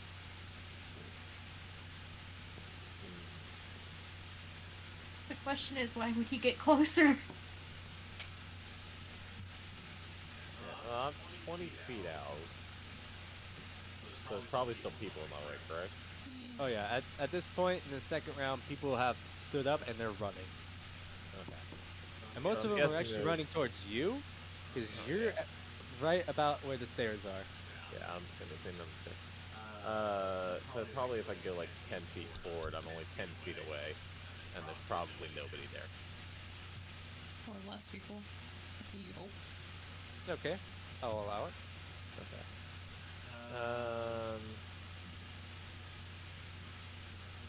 So is it one frog or two frogs I have to worry about? There's Zombie one. frog dead? Zombie Two. frog is pretty much dead. Yeah. Okay. The second frog is one at full health, but now snapped out of this trance that he was in. Okay, that's what I thought. I was just making sure I understood this. Zombie frog threw me off. Yes. I feel like it would really throw you off. Yeah, that makes sense. Yeah. Everybody that Firebolt again. has actual sense, aka anybody who's not a rich noble snob, is just watching this in pure confusion and horror. Alright, so I'm firebolting again. Alrighty. Let's see. You moved 10 feet that way.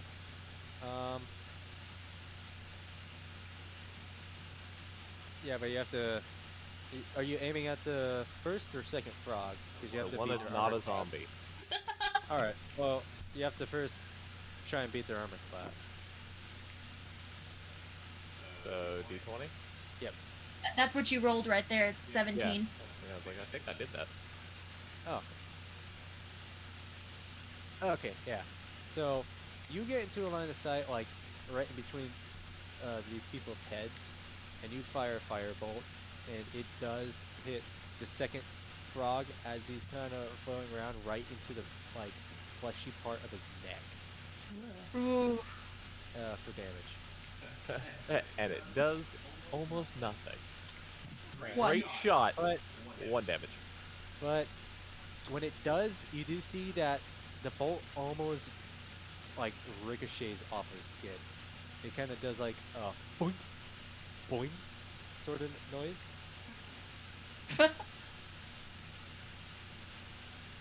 Zila will make note of that for later to make fun of him. Hey, my fire spells bounce. Alright. No, they That's just bounce it. They bounce in this particular instance of hitting a frog right in his fucking bouncy fucking throat. Alrighty. That was 15. Alright, so one of the knights is actually now in a full sprint. And he is the one that is basically right in front of you, Nick. He kind of spins around and he just starts bolting forward, and seeing as he is 20 feet away with that, so he runs up and he attempts to slash across the second frog.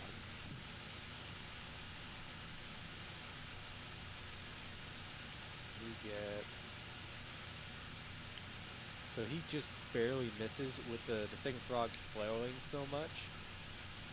He just gets right in that moment where the frog kind of like backs up a little bit, and you see this golem sword kind of just barely miss as he swings down and hits the floor, The deck. the deck, the deck. Let's see. And you were. So then you see the other knight also follow suit with the same action. You got a 16. So this time the other knight comes in from the other side, does the same action as before, and he gets him really good for 7 damage. So he kind of cuts like from behind the ear down to his like armpit. And this is, it very, very much hurts this frog severely. Okay. And it's that second frog's turn. He is going to attempt, I'm just going to say a high low to see if he can get the other frog off of him. Yeah. So the second frog is able to, with his right arm, kind of push the zombie frog off of him. And with such actually with a good bit of strength, it knocks the zombie frog back, and does the zombie frog or your hunter's mark? How long does that last? A hunter's mark? Yeah. So Uh, yeah, I it don't know. lasts up to an hour. All right, so yeah, it's not just a one kind of attack and done. Okay, so yeah, the zombie frog kind of stumbles back over to your right, and this first frog, or the second frog, is actually going to do a standing leap, and he's going to attempt to jump off the deck. Oh god. So he's leaving my area of attack. Yes, he is fleeing, so you would have an attack of opportunity. Hell yes. I am doing that. All right. Nice, nat 20. Okay. Yikes. Yeah, you definitely stopped this frog before he's able to get the fuck out. All right, so what do you do? Yeah, the that was for the mace. And on D&D Beyond, it doubled my dice. Is that okay for nat 20s? Sure. I'll allow Okay. it this time. Just wanted to make sure before I clicked it. All right, so 12. Okay, yeah. So Then- before this frog is able to jump, I'm actually to say the frog begins to jump, but you basically you swing like from your right over to your left. You hit the frog basically right in the pelvis on his Ooh. left side, and the momentum that it carries, you can definitely tell that you just broke his entire left side of his hip. And it Oof. continues, you sweep him off of his feet, and he kind of does a back, he kind of flips back, and he lands head first on the deck, and you hear him groan, and he doesn't move anymore. Note to self: don't piss off Reagan. All right. Yeah, and do you see the hunter's mark underneath there for the extra 2 damage from the 12? Yeah. Okay. But, it wouldn't have mattered anyway. He only had 7 health left, so. Gotcha. 12, 13, 14. You critted this fucker. You ripped his ass in half. And a question for your hunter's mark zombie frog, what are they doing? Basically, like, what kind of thing would they be doing, if that makes sense? Like for a creature that is under your control that way with the hunter's mark. The zombie's under my control? Is it? Is that how hunter's mark works? No.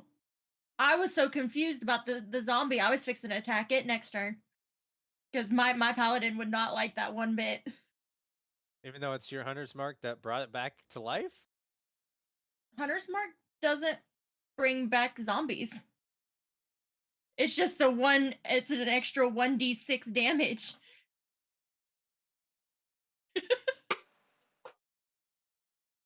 And when you kill something, it transfers to another creature. Oh, Right. it transfers to. Okay, so I may have gotten that a little bit wrong, but you know what? For the sake of amusement, it did turn into a zombie. Fuck it. Okay, that was me not understanding how the hunter's mark worked. I'll admit to that, but you know what? The outcome was funnier. Well, Yeah, I'm gonna say you have like a 1 in 10 chance that your hunter's mark may turn the enemy into a zombie if it kills your enemy. Okay, okay. and it may happen at a random time That- for that- amusement sake. How about that? And I will be against it. Because that's what my character would do. So the hunter's mark is switching back to it, I guess. Oh my It's almost I like see it it twice. me now.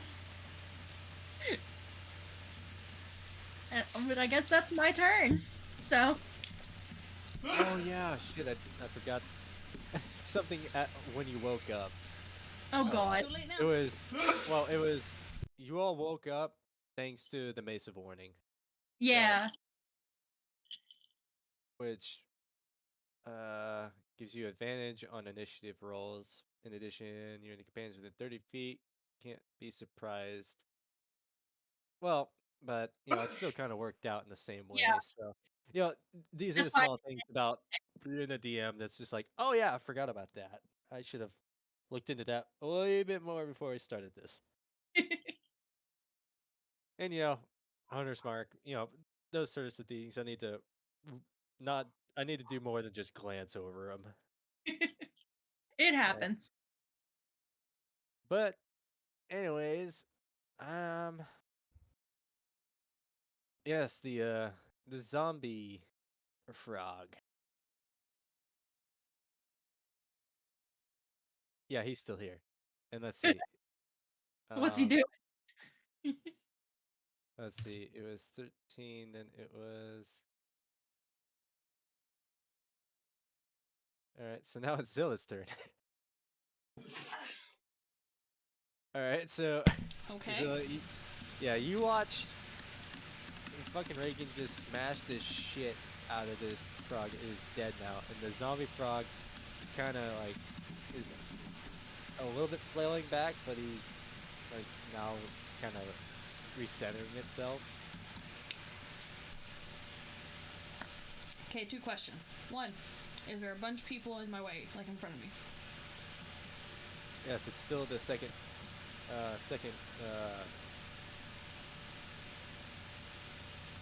roll for the session. God damn it. Okay. Well, I knew there was a bunch It's of a people in front of second me that died, round, so I didn't know but- if there was a lot in front of me.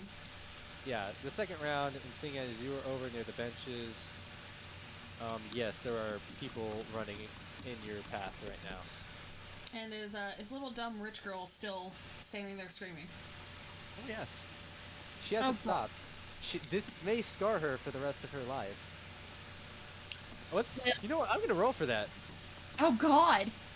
Oh no, she'll get over it, but she's gonna look back on this like, oh my god. Okay, how But, far is yeah. she from me? Seeing as she is basically right next to Reagan, and it was 20 feet away. Yeah, 20 feet. Okay, and I can only move 15.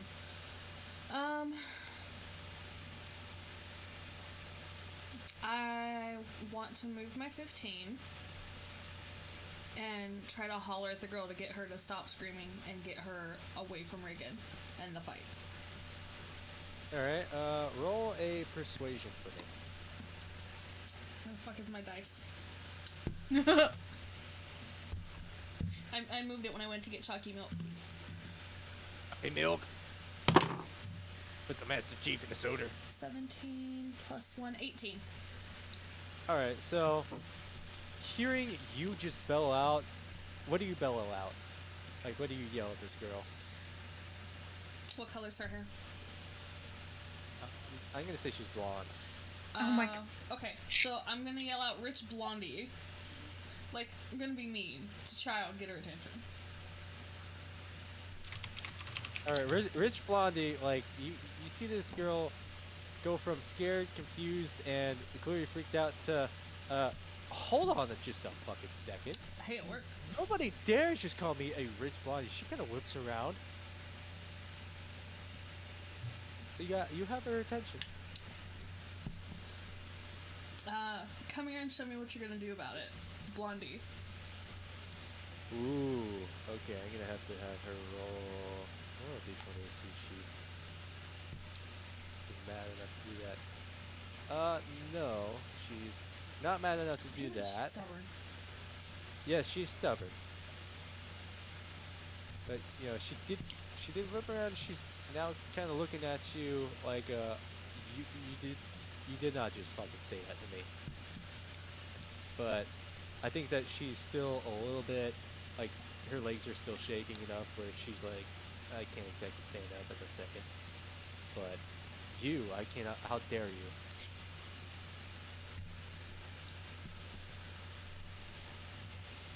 All right, and that brings us back to Reagan. You heard Zilla yell from across the ship, "Hey, you dumb fucking blonde bitch!" Basically. I mean, I And would say across the ship. I'm not that far. oh, yeah, you're 20 feet away, but it's still that. You kind of have to be loud to do it. It does, Reagan. It does get your attention. You're just looking at this girl that's still kind of at your feet, just kind of like staring at Zilla, like, you, what? I mean, I did move, so I'm a little bit closer. Well, Yeah, my character is still focusing on the undead zombie frog in front of me. Okay, so you did hear that. You do know Yeah. what's going on, but you're still full on focused on the zombie. Yeah, I'm attacking him. All right, roll an AC. Until she stops screaming. Honestly, battle sense kind of zoned her out, so I rolled an 18. And for the sake of me now pulling this out of my ass, when the zombie, or when the frog turned into a zombie, I'm just gonna add +1 to their AC, and then I'll give them. I'm gonna say give them half health, Okay. but you still are able. Your AC still beats it. Yeah. So there's the attack. Let's see, Yeah. 7 plus 5. And then there's the hunter's mark. So 11? All right. So yeah, you kind of look at it, and you decide to finish what you fucking started, and you bash it over the head one more time. This And this abomination. time, Live. yeah, I'm sorry to say, but this time, its skull does cave in a little more than you thought it could, and it then slumps down on the ground. Okay. And at this point, I look over at the blonde bitch on the ground, like, are you really still here? she kind of looks up. Yeah, one initiative is now out, so you're free to do as you wish at the moment. But yeah, she kind of looks up and Make in blood and brain matter. at this point, I'm gonna let's see. I'm gonna roll to see if that traumatized her. It did quite a bit. She's now like, her face is pale from seeing that happen in front of her. Like she heard somebody yell at her, and then she turned back around, just watched this chick yet again bludgeon this fucking frog in the skull, and this time she thinks it's dead. And now she's full on like, um. So she's at a loss for words right now, That's especially for you, towards you. I mean, it's almost like she wants to say thank you, but one, she's a little too proud to say it, and two, she's a little too freaked out to say it. I just yeah, And at this point, the lights dimmer down from the red, and they actually turn into a bright white. And you see the two golems. They kind of stand back up. They're out of guard, but you see them kind of stare at the frogs for a moment, and then they walk over to the frogs. They seem to like grab the frogs, and they start to pull them over to a section of the deck that you don't really know why, but a section of the deck seems to open up in the floorboard, and you just watch them kind of chuck these gigantic frogs down in there. And one of them reaches down into the floorboards, grabs what seems to be like a squeegee, a gigantic squeegee, and starts squeegeeing the floors and pushing the blood and guts off the deck as the second one kind of goes back into the wall. I was sitting there thinking the same thing. I was sitting there thinking, I hope that's not the kitchen.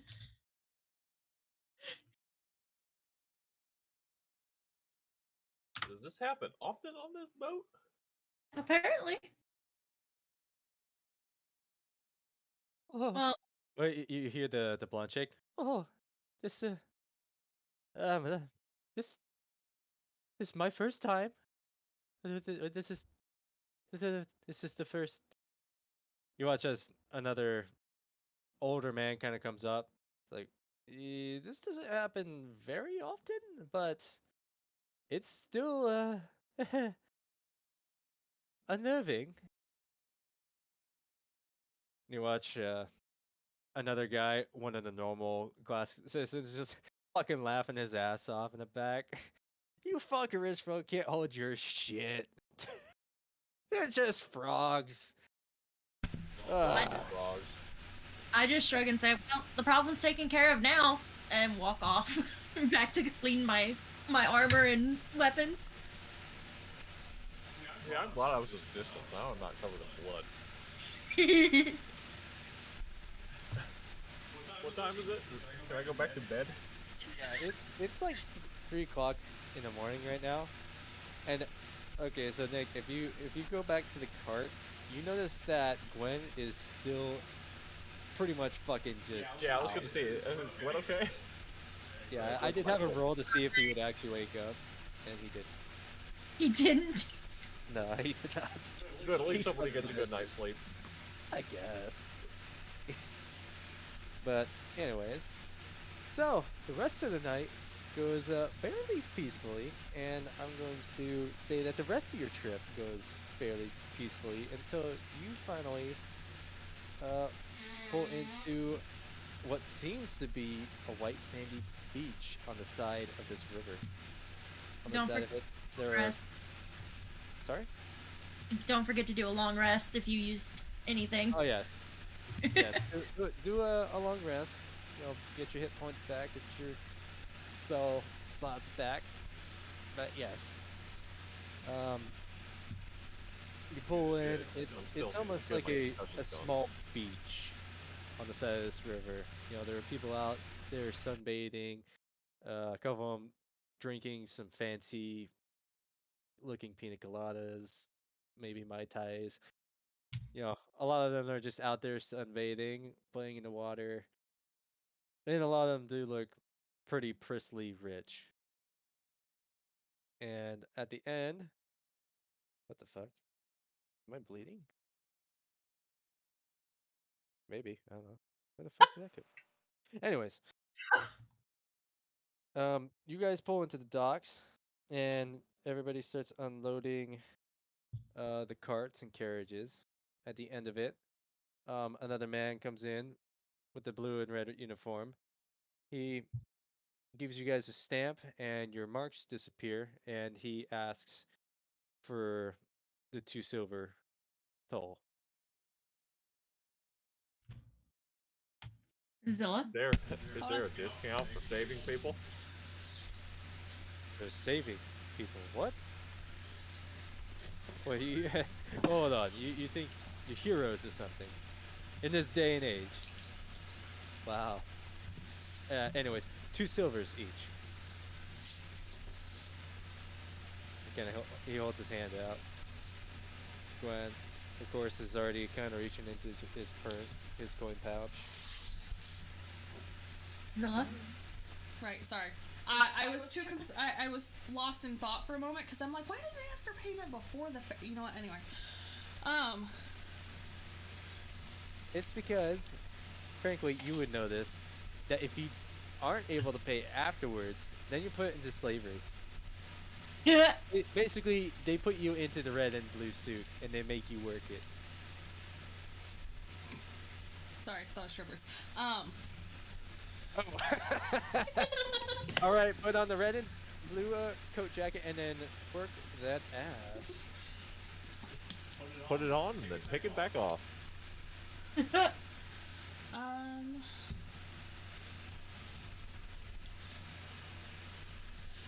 Okay, so, Zito. Okay, hold on, pause. Outside of the rations that we were given in the cart, according to the D&D Beyond, we all have our own rations. Is that a lot of rations in this cart? Probably. I would say that Yeah. Well, your rations are on your person, so they're in your bags already. Those were, with you, with the start of the game. I just had to check. Okay, Yeah. so Zila is gonna be like, it's not two because we're merchants. We're Well, I'm a merchant, and these are my companions who are learning the trade with me. I do believe it is Lester. Oh, really? State your merchant's name. Oh, I didn't give Zila a last name. I'm I mean, Zila you can Chattanooga. make a I was Zilla like, from that's- Chattanooga. I didn't give her last name. Okay, I'm gonna say. I mean, you can make a last name, if you want to later. And I'll, in post here. And seeing as you are well known around here, your name is also included with, your father's name Yeah, and that his makes sense. business. And seeing as it's, the town over from you, I'm gonna say I'm gonna roll with advantage.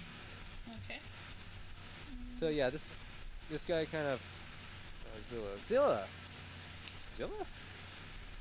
That from the next town over. That would be Oh, me. oh. You're running merchandise now? I thought you were still just a hunter. Father needed some help while he's out looking for my brother, so I offered to help and teach some of my friends as well. I'm gonna say roll deception with advantage. Oh, where's my deception at? Okay. Up toward the top. Yeah, I was trying to see what my plus was. I have 15 plus 1, 16. Alright, so yeah, yeah. Oh, your brother's missing? Which one? The youngest, Alex. Oh, so sorry to hear about that. I mean, we had heard that your father was running around for some reason, but wow, I really hope you find him. How long has he been missing for? Hold on.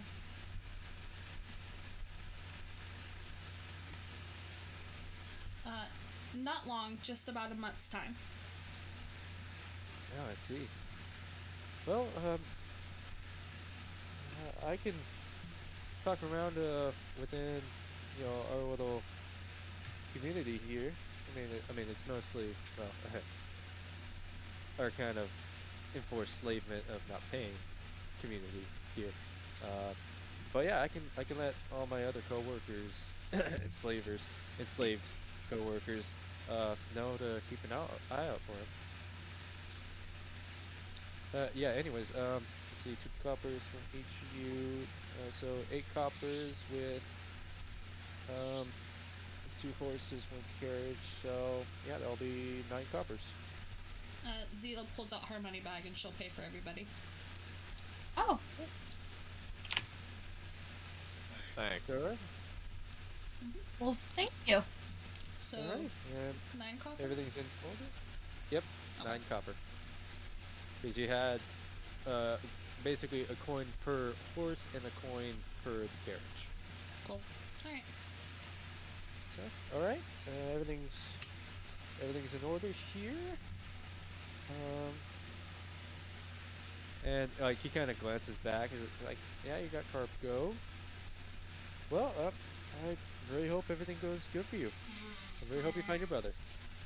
Thank you. And welcome to Miami. Next. He kind of waves you on. Uh, we're heading on.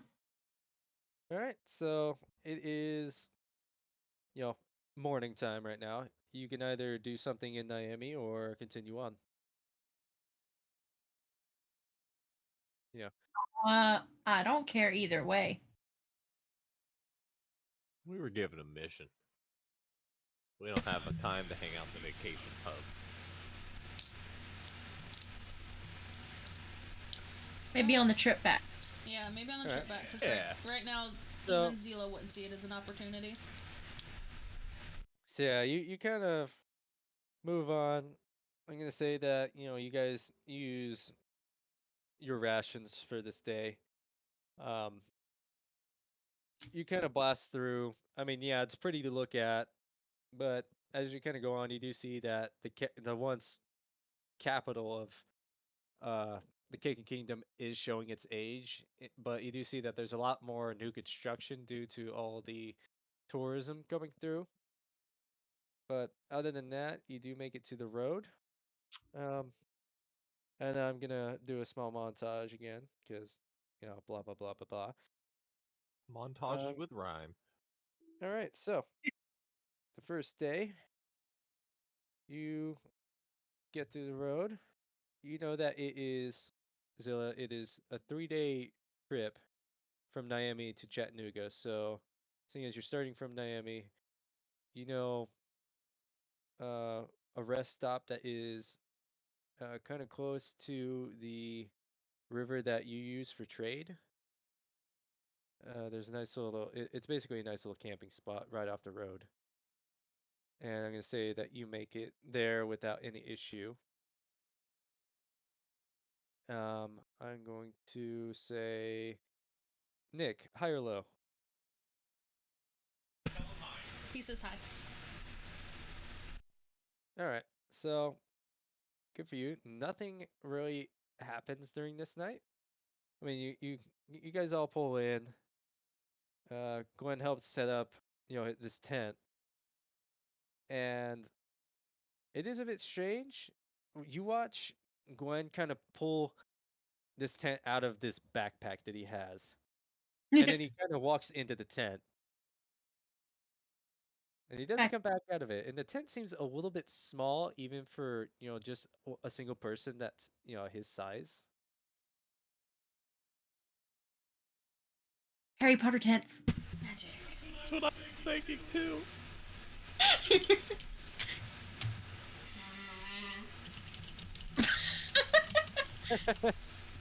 mute. He's blowing his nose. All right. So, do you wish to do anything at this campsite? I mean, I want to poke my head in the tent. Nikolai's curious. Magic. Nikolai's got to check it out. Gwen might be changing. I'm not doing that. Okay, I'll knock on the post. Hey, can I check out this thing? I've never seen a tent like this before. You see him kind of like open the flap, kind of like somebody looks through blinds. You want to? I'm sorry. What? You want to see my tent? Well, it looks magical. I just want to peek. I mean, he kind of pauses for a moment. Give me 2 minutes, and he just like puts his hand through and just puts a V with his hands. 2 minutes, and he kind of puts his hand back through, and you hear like things start shuffling, things start moving, like drawers are opening, drawers are closing. All right, you make him in. Cool. Walk in.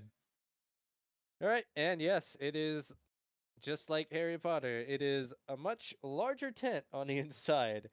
There is a makeshift kitchen. There seems to be a table sitting up in the middle of it with a bed up on top. Just a whole bunch of little things kind of scattered throughout here, but yeah, he's kind of sitting there. It's kind of reminiscent of like when you see Bilbo Baggins. He's kind of got the table set with food, and he's kind of holding a teacup in his hand. And he kind of sets the tea down. So, you like magic? I'm not a Magic tent? sorcerer for a reason. Well, yeah, this is well, this was a gift from the Guildmaster on to help some travels. It's Nice. It's very convenient, you know. It's pretty nice. Nothing special though. It's Very nice. Well, thanks. Bye. oh. Okay. Hey, Nikolai's not known for his social skills. Neither is Gwen.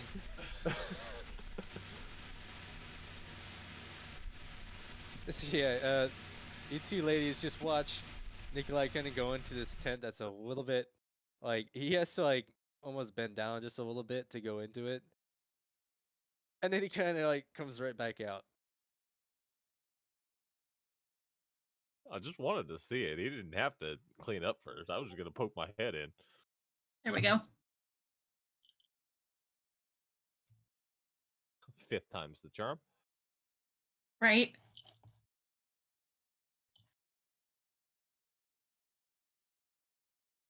Well, I guess we're setting up. You said there was a tent in the cart for us. Yep. I guess set it up.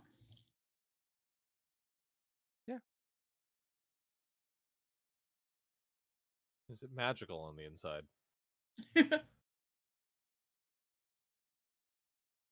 That's the question. No, Rip. it's just a big tent. I'd like to express my disappointment. Disappointment expressed. And noted. Oh, it wasn't Yeah. me. Nikolai was doing it too. So yeah, you're you set up your tent. You realize it's not magical, and it is nighttime, and night Set up. kind of passes through.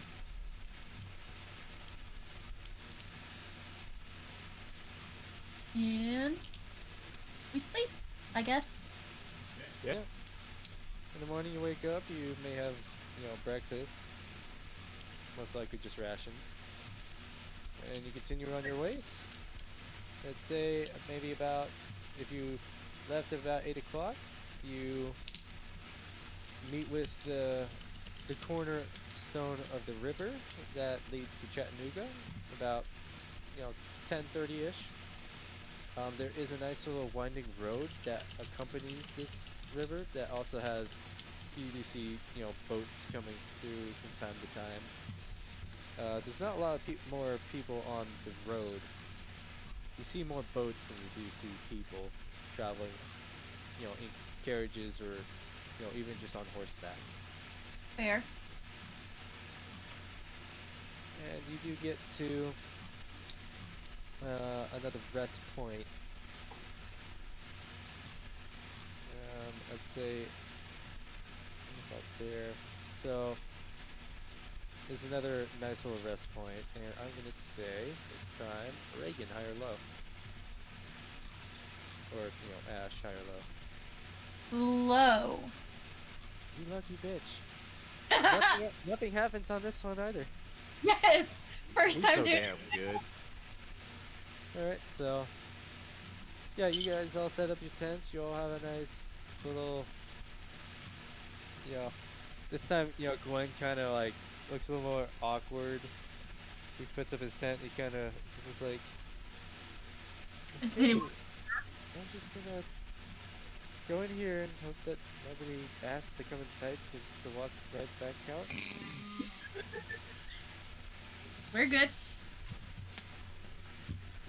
Aren't we, Nicolai? No, I don't have a Nicolai? magical tent, but I guess I'll sleep.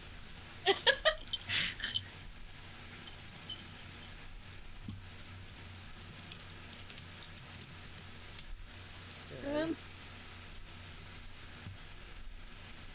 Alright, and in the morning, I do have this counter. I'm gonna make this happen. So in the morning, you do see that there is another person at this rest stop. A loosened man, maybe no older than his, early 50s. White hair, white beard that kind of goes down a little ways. He's a little more soft tone to look at. He's kind of got one of those leather hats that kind of goes over his eyes, but when he looks up, he's got kind old gentlemanly eyes. He's seen some things, but you can kind of tell right away that he's a kind-hearted soul. And he's just kind of sharing this space with you in this morning.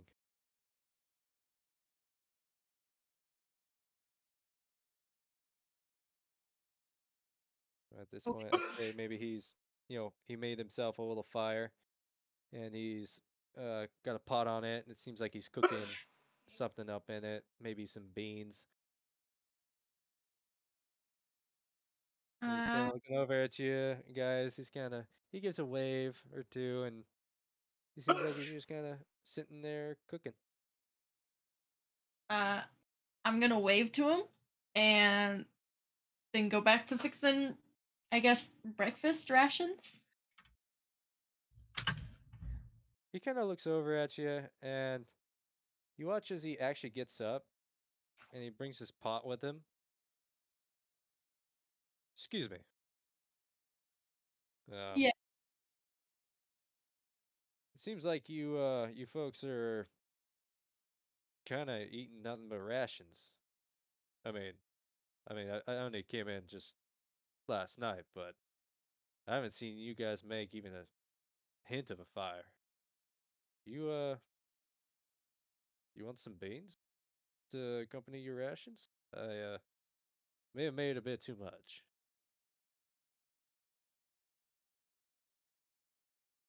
I'm fine, but thank you for the offer. I'm quite fine as well. Perhaps Nikolai?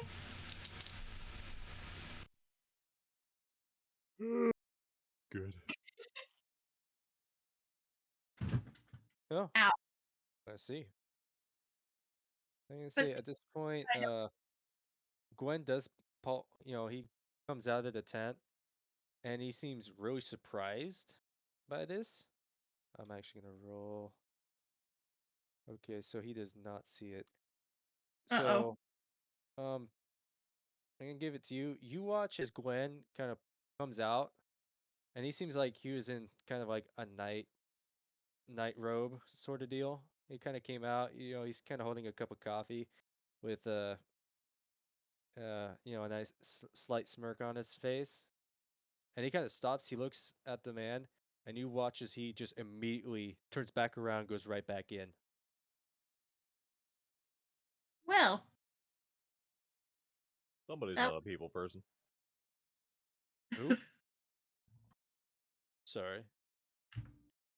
You the have Our little buddy over there. well, maybe he wants some beans. Let's see. Let's see. Poor Gwen. Yeah, Oh no. Yeah. You guys kind of give Gwen a minute, but he comes back out, and you notice that he is fully clothed and hooded. Oh And he no. walks out.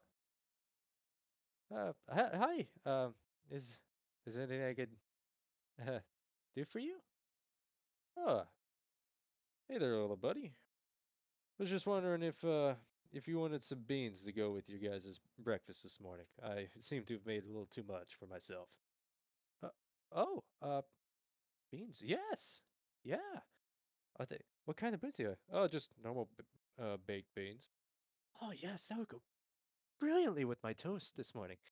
Ah, well, here we are. And he kind of scoops some up and hands him a little tin full of them. Kind of turns back around. Huh. Must be nice for you having your own little tent there, buddy. Oh yes. Yeah, it's quite cozy in there. So, is he one of your kids, or he kind of looks over at the three of you? No. Oh, definitely not. Dude, I'm 19. God, I forgot how old we all were. Yikes. Yeah, he's our, I guess you would call him our guide? He's the driver. Awfully young. Well, guess you gotta make your living somehow. Good on you, boy. He kind of pats Gwen on the shoulder. Yeah, I'm just making my way. You be careful here. He kind of goes over to his side. You watch as he kind of puts his back to you guys and he eats. And Gwen kind of like immediately kind of goes back in his tent. He comes back out a little while later with the tin that he borrowed, and he hands it back to the stranger, still still fully clothed and hooded. And he goes back in and he starts disassembling his tent.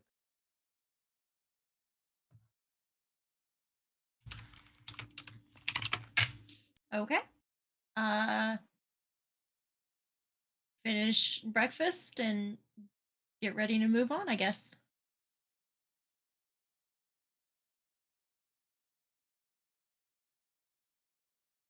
Yep, Zilla's roaring and ready to go. Good too. Alrighty. And on this point, you all pack everything up, you start heading out. And good thing. Just double check, is Gwen okay? He looked when he came out of the tent, he looked first of all shocked. And then immediately you see his face turn from shock into like how to say this, like a conviction to get back inside. It's not like a oh shit, I'm scared. It's an oh shit, there's somebody here. I meant more after he ate the beans. Oh no, he's perfectly fine.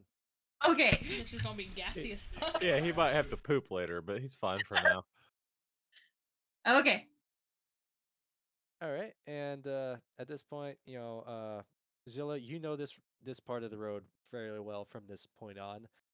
You start winding pretty nice, pretty smoothly.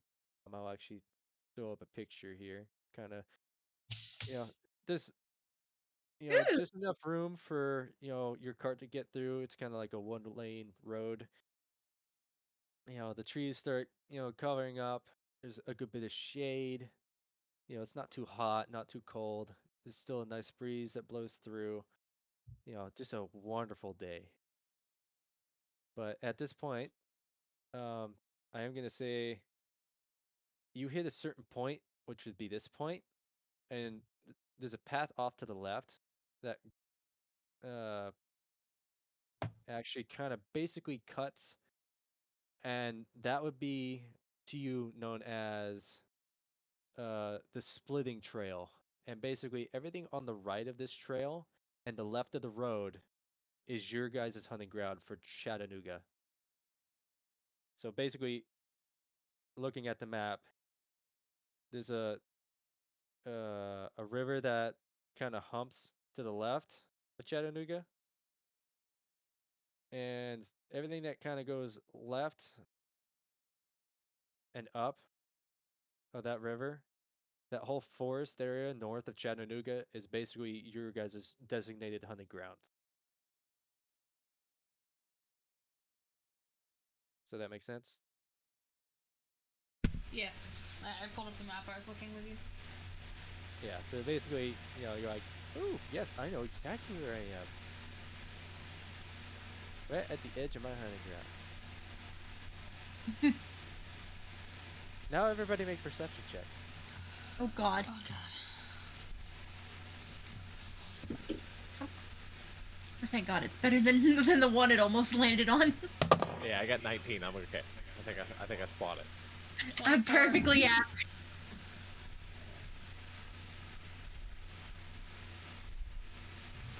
What was that, Zilla? 24. 24. Okay. So yeah, Zilla, you see this way before anyone else. In fact, it's almost a superhuman feat that you actually see this happen. Okay. Oh god. Before the other two, and certainly way before Gwen even sees it. Ooh. You see an arrow fly basically in front of the carriage. It goes across from your hunting grounds, across the road, and into a tree to the right of you. And I'm going to give this to you, seeing as it's from your specific tribe, basically, your specific town. Every single town has their own arrows, if that makes sense. And this is an arrow from your town. Okay. So you basically, the three of you, even though Zilla sees it first, you just watch an arrow. I'll even make it sound like one of those door stoppers.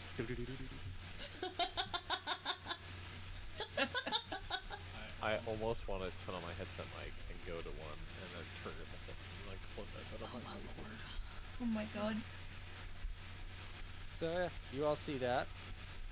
Gwen, like after a second, he kind of like looks up. Huh? What was that? Oh god, the situational awareness. that was an arrow, Gwen. Oh, Right in front of oh, us. ah! Duck and cover! And he kind of like jumps off of his Stinger agent off to the right, and the horses kind of just stop. Oh, I'm pulling out my longbow. I don't know that this is from her town. I just see arrow flying in our direction, so I pull out my longbow and start looking around. Oh yeah, I'm kind of ducking, but I'm peeking over. So Zila is gonna stand on the driver's seat and call out, whose aim wasn't true. It wasn't true. Do you not see what type of arrow that is? Oh, I'm assuming that's Gwen. Zila's gonna look down and be, yeah, I see it. If they wanted to hit one of us, they would have hit one of us if the aim was true. Yeah, I'll give him a little bit. I'll give him a little bit more of a different voice. Are you kidding me? There you go. Okay. Seriously, did you not see the arrow? Look at the. Whatever. Gosh. And I'm gonna have him like stand up and do the player character art. You see. I see. What do I see? I'm excited. Hold on.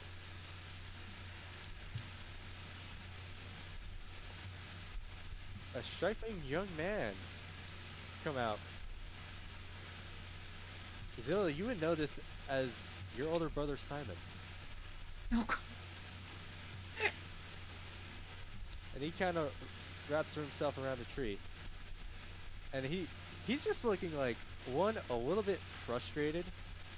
You watch him kind of walk across to the road, and he walks over, he grabs the arrow, pulls it out. Really, sis? Do you not look at the arrows? And he kind of looks over. My aim was true. I hit exactly what I was aiming for. Looky here. And he points over. The arrow has 3 notches in red paint, which in your town basically is a warning. In other words, a stay where you are arrow. That you are being hunted if you do not stay where you are. Okay. Zila will. Sorry, what? Sweet Home Alabama? What the fuck? That's your brother. I said what I said. I'm sorry, but your character art is fucking hot, so of course your family's gonna be fucking hot. Yeah, I didn't think my character art was hot, but thank you very much. Much appreciation. You see the fucking character? What the fuck? Yes, I have. Jesus. You're killing me. Straight fucking killing me. Anyways. I'm just gonna look at the arrow, look back at him, be like, doesn't matter what the meaning was. Why'd you fire it?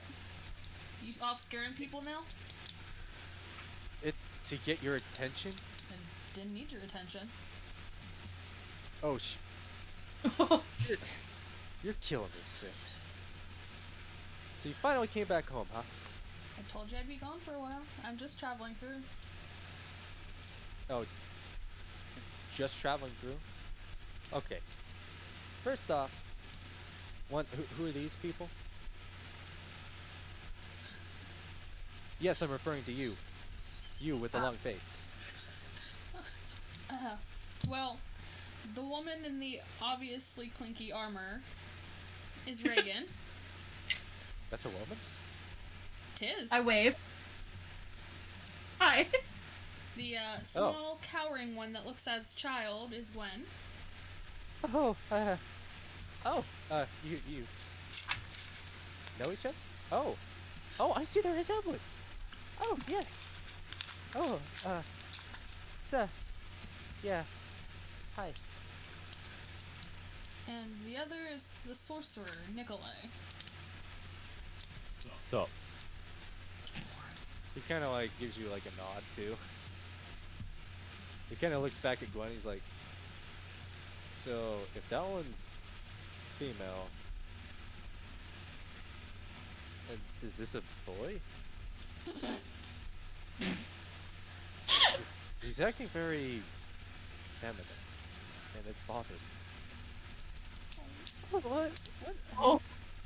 It's just, I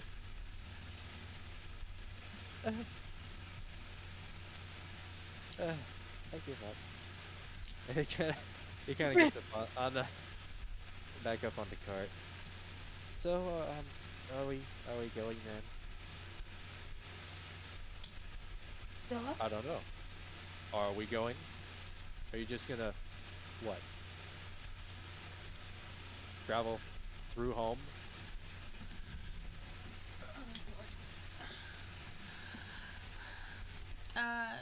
Zila rolls her eyes.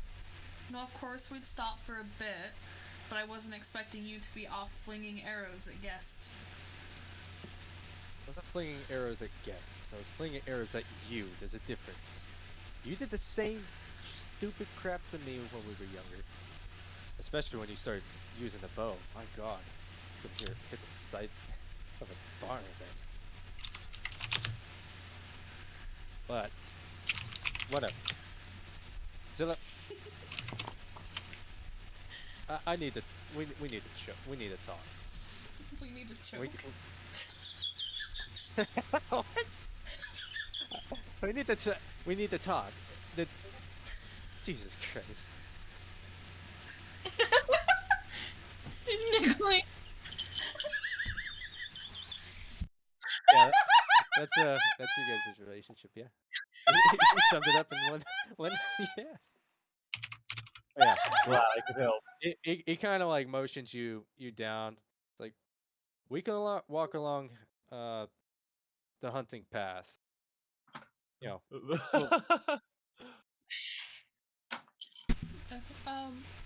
Zila will motion to Gwen. If you follow the path up to the town, you can wait at the tavern for me, and I'll meet you there. Oh, yeah, sure. Just a little brother sister chat. Yeah, yeah. Yep, all's good. Yeah. Okay. Tavern. He kind of, does a small whip for the horses, and the horses start pulling the carriage along.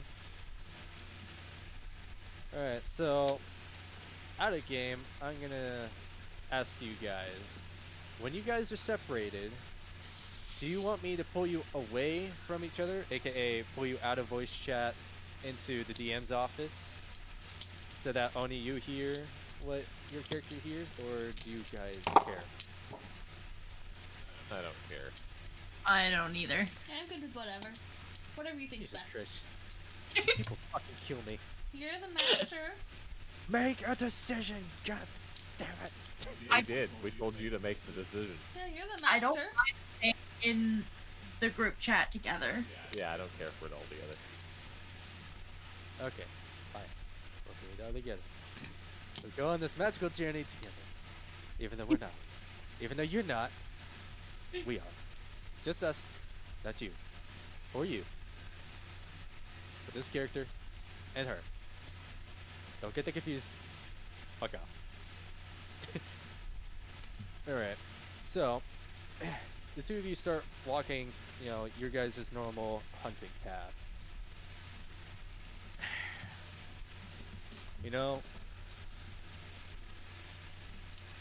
It's nice of you to, leave notes. Yeah? You left a note that you were leaving on this journey. You come back within a week. Actually, 2. Goes to check our messages. No, she told him.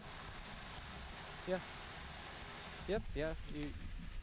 You told me that you were leaving, and you also left a note for Dad. And before that, well, before I could talk to him, he came home a week ago, and he read your note before I could explain things. Yeah, he didn't take it well. Did he think I was acting like Mom and just running for a bit? Well, maybe. I don't know. Ever since, Alex left, wherever the fuck he is, and wherever Mom, God damn, wherever she goes off to on her little escapades. Seriously, cannot believe, Alex left like that. Or, I don't know, got kidnapped. I want to go out just as badly as you to go find him, but I gotta stay here. It's really irritating, but right now, I think I've done everything I can for Dad. To help out with the dread, I guess. But he's hit the bottle pretty bad. Like,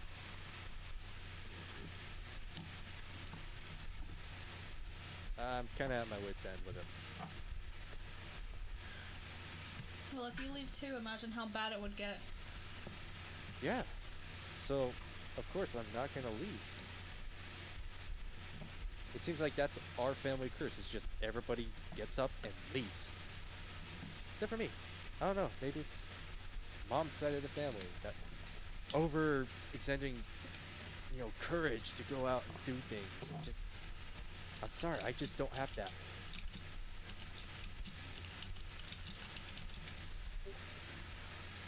Well, I was summoned, I had to leave.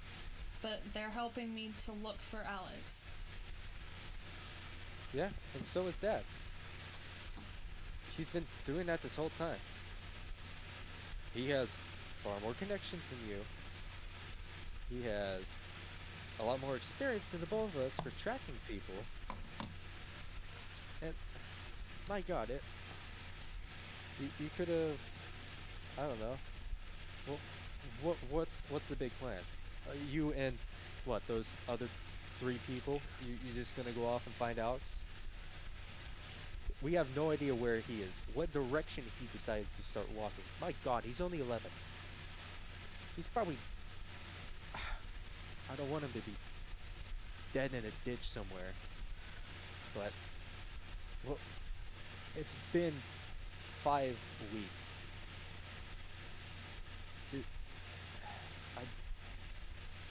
He kind of has his head in his hands, on the back of his head. He's, you could tell that, he's still definitely stressing over it, but look,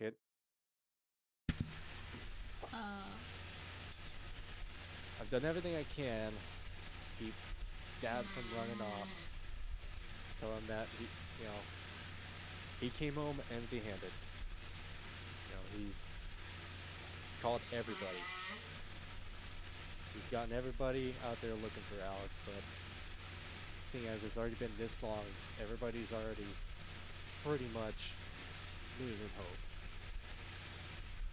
My God, if or when Mom comes back, that shit's really gonna hit the fan. I mean, she ran off when Anselm died, and it was only, I don't know. I don't know what's gonna happen if she comes home finally after Anselm and finds Alex gone. Okay. I don't know what to do. I don't know what to do. Well, she obviously hasn't heard that he's missing or he's with her.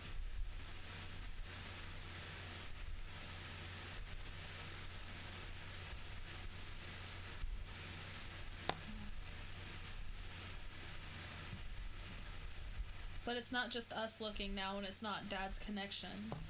There's a whole guild offering to help while I go on this mission with these 3 others. Zila pulls out that card with a snake on it. Yo. You got in touch with a guild. They got in touch with me. Is that what that letter was about? It was. Apparently, my feats and the 2 traveling companions' feats were also heard of, and they desire our help. And in exchange, they're helping to look for Alex. So what? You're doing a job for them, and they're gonna help find Alex? Yes, an entire guild of help. An entire guild. It's more than Dad's connections. You could see like there's a lot of released tension that just kind of gave way, but you could see that there's a little bit more of a tear in his eye that came through.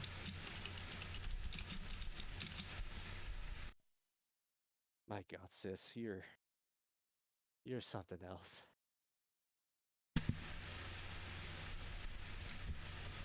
I don't know how you always seem to fix our problems, but I hate to ask. Think you could fix one more? Depends on what you ask of me. I'll try. Dad's over at the tavern. Oh, joy. And I think you could know exactly what that means. Yeah, I mean, ever since he came back, went, completely empty-handed, he's been hitting it hard again. I've said everything, I've done everything I can, but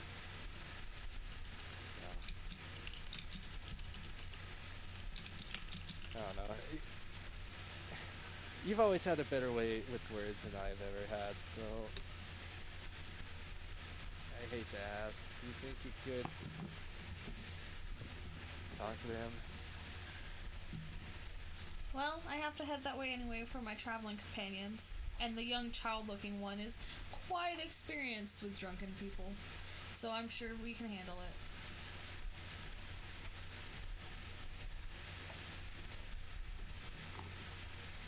Well, you've certainly got some strange company now. I sure do. I've seen some things in my travels. People with black eyes, weird giant frog monsters on a boat. That was a whole experience. Zilla, you've been gone only 2 weeks. Yes, and?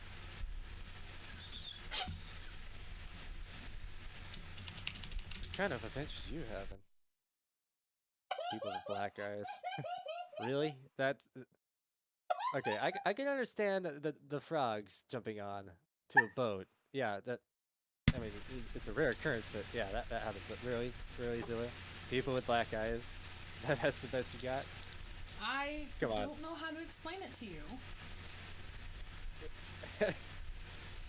I thought we were a little too old to be making stuff up. Come on, let's go home. Or, well, to the tavern, I guess. If you wish not to believe me, that's fine. Hey, I believe you just fine. It's just some of the stuff that you've said to me in the past, I can't exactly believe you on. I mean, seriously, you hit 5 of those pelican birds with 1 arrow? Really? Do you know how hard it is to hit even one of those suckers? Maybe it's hard for you, but some of us are naturals. Oh, naturally gifted. Oh, I'm the best. Look at me, big brother. I can do anything you can do, but better. Oh. Yeah, seeing as you didn't want to hang on to this, and he shows you his bow, which was actually your mother's bow. Seeing as you've got clearly the much better bow than I do. And a much better skill.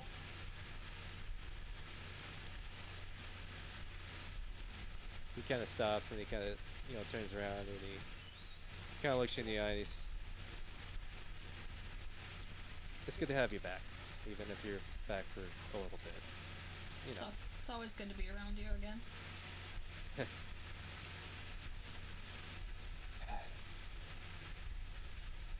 Although it is a lot quieter without that little squirt running around. I mean, gosh, I think he's even more shy than I was.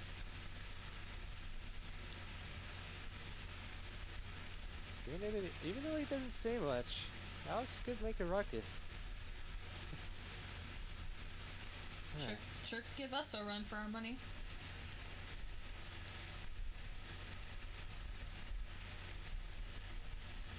I really hope we get an answer to that question soon.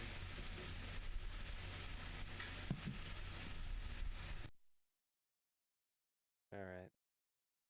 At this point, you kind of are now cresting over, and you are now in view of Chattanooga. And for the other two, you did pull into Chattanooga. You kind of... Gwen, let's see. I'm going to make a dice roll to see how... Yeah, he finds his way over to the inn pretty easily. You know, it's right off the main road. There's no way that anybody could really miss it. You know, he kind of pulls in. All right. This is, I think this is the inn. Even though I don't think any other building could be an inn. Is? Yes? No? Yeah. Yeah. Well, anyways. Should we wait for them or go inside? I mean, I could tend to the horses. I guess we could head in and at least get a table. Yeah, there's no reason to wait for them. Okay. They know where it is. Alrighty. Oh, yeah, go in. I'll, yeah. Apparently, Gwen's already drunk. No, I just... I had me a sparkling orange juice. It's pretty good. But whew, that's a little too carbonated. I'll take the horses. Yeah. Yeah, go have fun. Or don't have too much fun. I don't want to have to start taking care of you. Oh, head in, grab a table. All right. Yeah. So you open up and it is about lunchtime. It seems like the lunchtime rush has since ceased, though there are, a good bit of stragglers still hanging around. A lot of them are drinking. You have no problem finding a table. It's a nice, cozy little place. You know, let's see, describe it. It's all nicely cut wooded walls all the way around with a nice trim. Um, it's not like cabin, kind of wooded, but there is a nice, cabin feel to it. There are some antlers decorating the place with a nice bar and stools. And you see, you know, you see three people up at the bar. They seem to be drinking together. You see another man drinking off in his own booth. You see two town girls, about 23 and 24. They're off to the side. They seem to be eating what's left of their lunch. And then you see a big brazen man off to the side, and he's just kind of standing there. It's not like, he's waiting for something, but he's just kind of just standing there. He's kind of leaning up against a big board. He's got his arms crossed.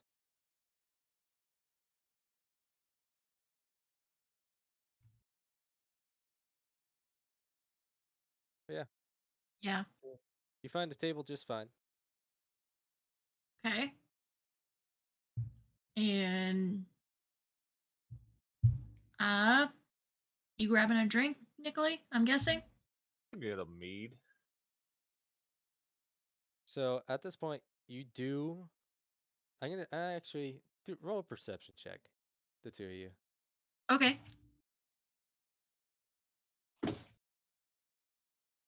7. No. All right, so Nikolai, you like came in immediately and you kind of sat down, so you're kind of facing away from the door. But Ashlyn, you kind of turn around, so basically you've got the man drinking alone behind you. You've got the 3 men drinking at the bar to the left of you, and the 2 women across the room. But you could see that the big brazen man, who's leaning up against this board, is eyeing you dead in the face. I'm gonna awkwardly wave.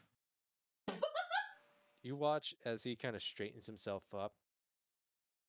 And this man, let's see, how do I put him? Have you ever seen How to Train Your Dragon? Yes. You know Stoic, Hiccup's dad?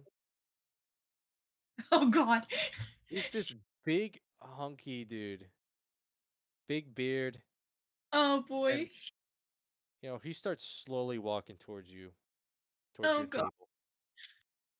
table. His feet kind of thud with every single step he takes.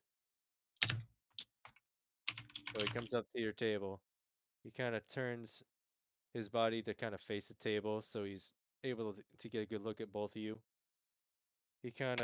He's staring you particularly, Reagan. Okay. He gives it. Yeah, exactly.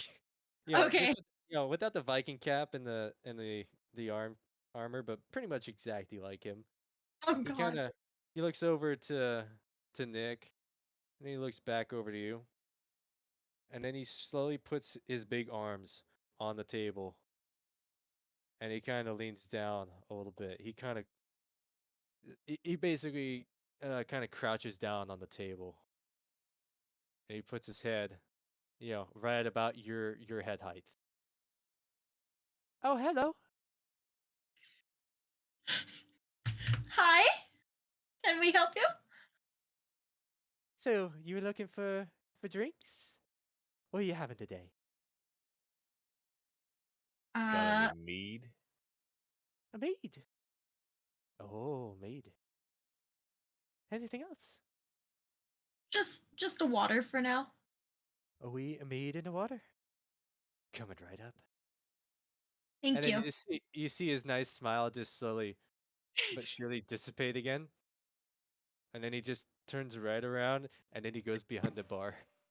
Burly man sounds like a little bitch voice. Oh my god. That voice. I was not expecting that voice. Not expecting that voice. And he comes back around and he grabs the water with 2 fingers and he sets it down with a little bit more of a clasp to the table. And he grabs your mead, but he kind of almost thuds it down on the table in front of you. And he looks you dead in the eye. Is there anything else I could get you?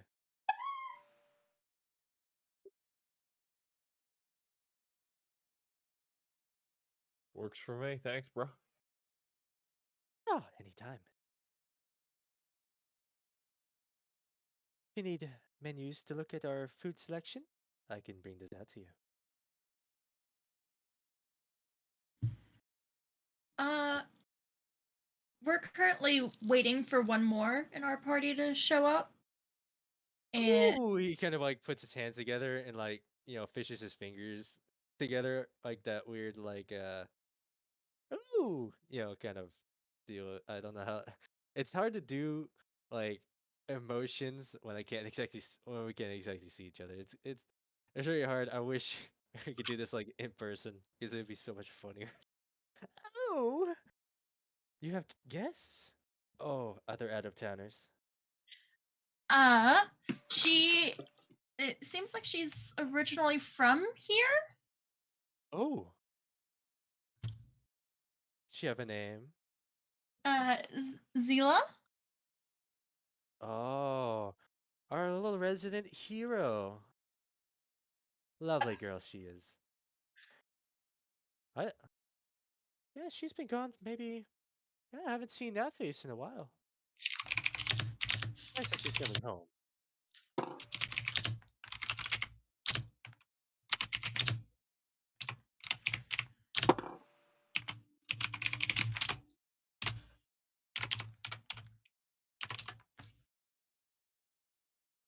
Uh.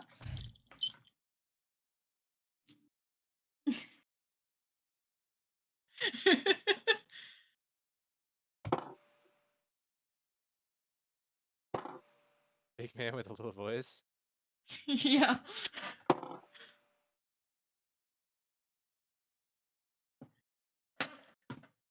Okay, I was like a 50-50 between it being stoic and it being this character.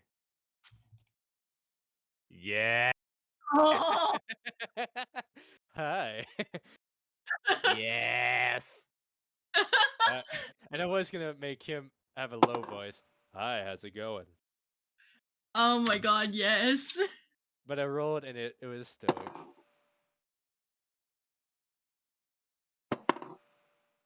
Oh yeah. So I'm gonna say at this point, uh,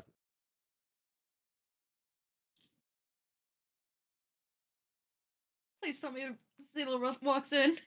yeah, Simon opens up the door, revealing Zila, and they walk in. And yeah, I'm gonna say his name's Stoic. So Zilla, you see Stoic, this big beautiful man that you've known pretty much all your life. He's almost been like an uncle to you. He just standing there bartending as he normally is. You know. Oh, hi Zilla. I was Simon with you. He is. He happened to catch me on the trail. Oh, hey Stoic. Oh, Simon, darling. Is there any news about your brother? Sadly, no. Oh, that's really. Yes. Everybody's still worried. Yes. Sorry, I didn't mean to. It's such a touchy subject. The usual? Oh no, I'm staying off alcohol for the moment. I think you can kind of guess why. Oh. Yeah. And he kind of motions over to the man behind you, Ashley. Yeah. Have you still been serving him? I've been giving him some watered down drinks. But he's been knocking those back. Quite a few. Trust me, I'm about to make him leave. Or, I just It's okay. It's okay. We both know you're not much of a fighter. Ah, thank you, darling. And he kind of turns around and he goes back behind the bar. And Zilla, to you, Simon kind of waves you in with the good luck.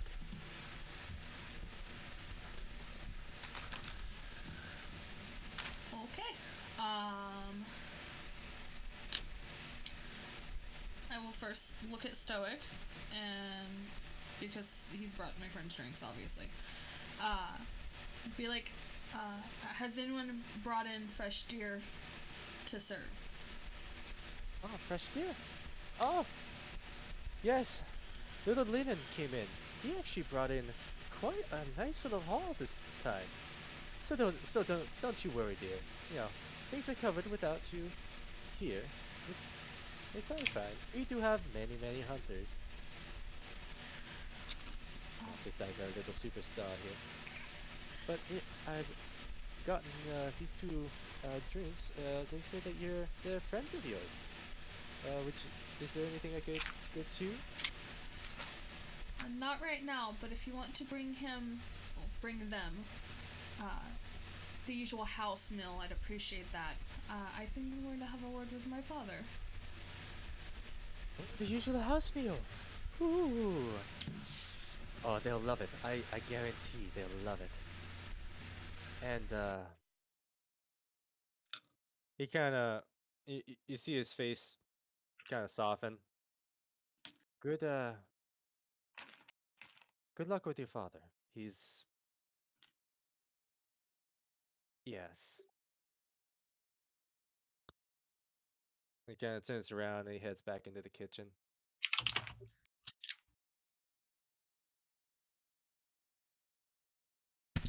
All right.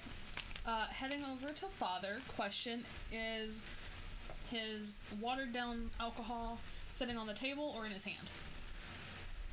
Well, you'll see it in the picture. Oh. So as you come up, you do see your father with a mug in his hand. Damn, my family's hot.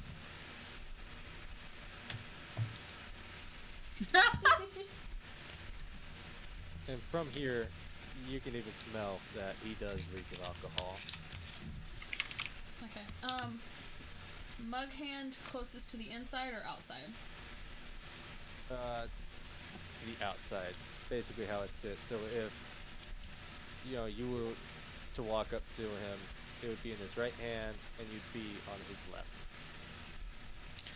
Okay. I would like to walk over, reach over, grab the mug, and pour it on the table. I'm gonna say you can do that with advantage, seeing as he is drunk. Okay. 13. Yeah, you do so. He kind of like sticks to his fingers, the handle of the mug. He tries to kind of keep it in his hand, but it kind of slips out. And you grab it and you pour it on the table. He kind of does look up at you. It was more of a, what the fuck are you? Oh. There you are, daughter of mine. Kind of like takes his hand, and it seems that a little ale kind of got in it, and he just kind of wipes it, down. Kind of like flicks the beer off of it. Nice of you to, show up. Good to know that, you're fine. Why wouldn't you be? It's not as if I worry or, been out there doing anything I can just to get a single goddamn answer, and he kind of like kicks the table. Ah, yes. I see getting answers worked real well for you as you reek of ale and patheticness. How? No? How dare you sit here drunk while one brother's missing, mother's gone, and you wallow in your sorrow? Oh, yes, I think I've well deserved my sorrow, seeing as, I don't know, I've been blamed for my first son's death. I've been blamed for losing Alex, wherever the boy has gone.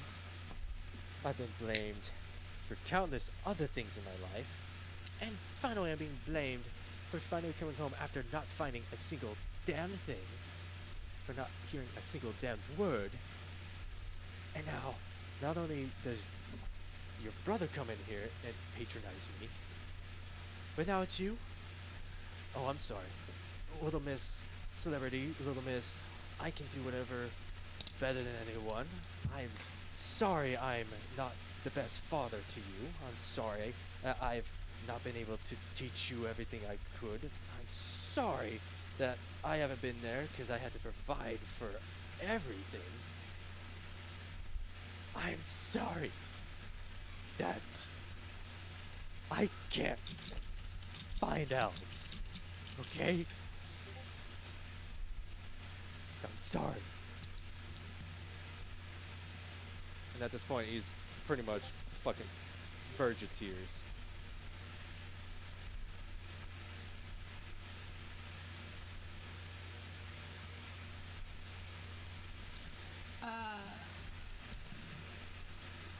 Zila leans over, kind of closer to him, kind of like a face of meh because the obvious reeking alcohol.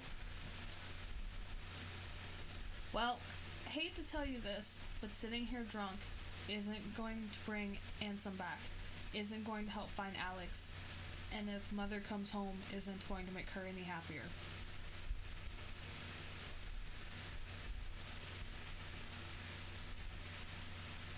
I know. It's just, what else can I do? You can continue your trades.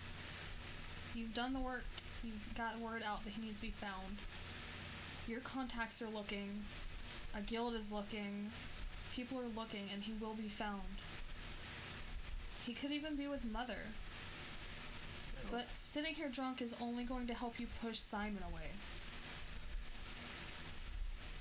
Oh, no. You say guild? Don't tell me that you just signed your life away to a guild. I signed nothing. I am not stupid. He kind of puts his head in his hands. At this point, you can see, like, Simon kind of poking his head around the corner of the door. Yo, he's got the face of oh dear God. Yeah, his teeth are kind of clenched, and the shit is hitting the fan, and there's nothing I can do about it but sit here and watch it.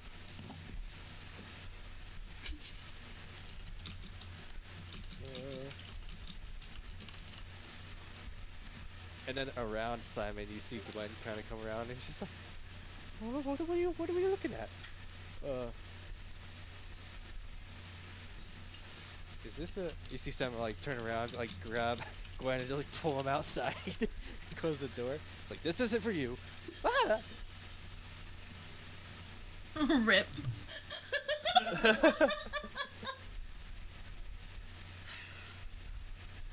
Oh my God.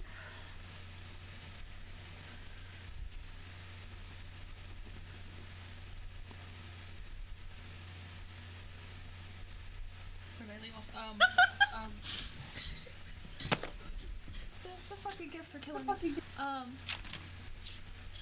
Where was I? I didn't send my life away. You raised me better than that. I'm not gonna sign something and leave my life to others. I was hired for a job, and in exchange, they're helping look for Alex.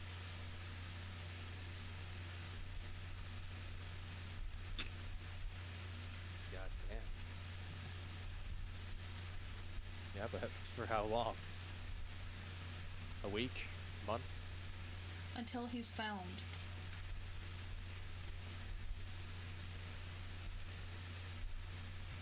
Found. Like your brother? If at worst, if at best he comes home a little shook up with maybe some life experience and less stupidity to just walk away.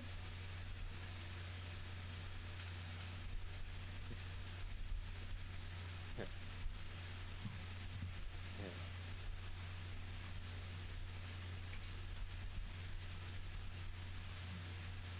What the fuck am I gonna say to your mother? I mean, we've had our spats before. What your brother, that was well deserved, I guess, but what am I gonna say to her? She might just leave this time, never come back. You know she would never just not come back.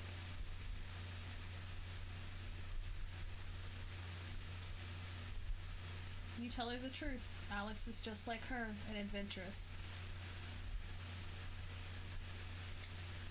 Are you sure about that? He's kind of been attached to your mother by the hip for the past 11 years.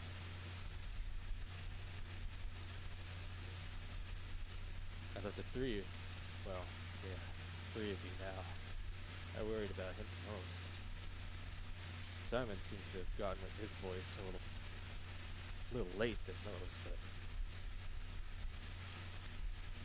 oh, Alex.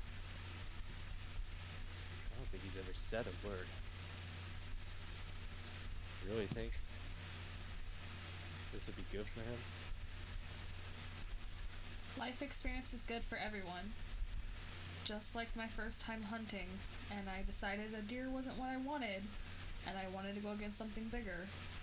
Life experience is one hell of a thing. Yeah, that bear did come out of nowhere. Scared the absolute shit out of me. And then I'm gonna make him roll for.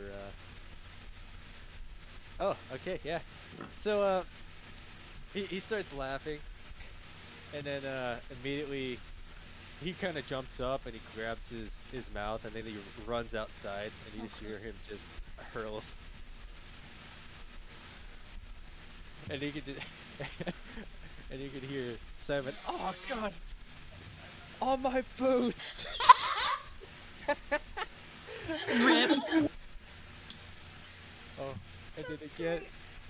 Okay, it did not get Gwen, but it did get Simon. Dad, why? That's what you get for eavesdropping. And you just hear your dad just, hi, son. Hi, Dad. It's good to see you out at the bar. You can see him, like, he reaches around the door frame again, and he just, like, he gives, like, a strained, like, small smile and a small thumbs up.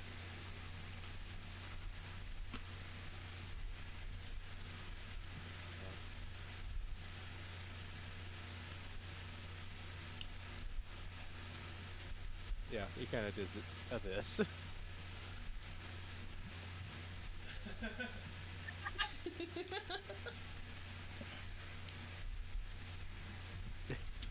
All right, Dad. Let's get you home.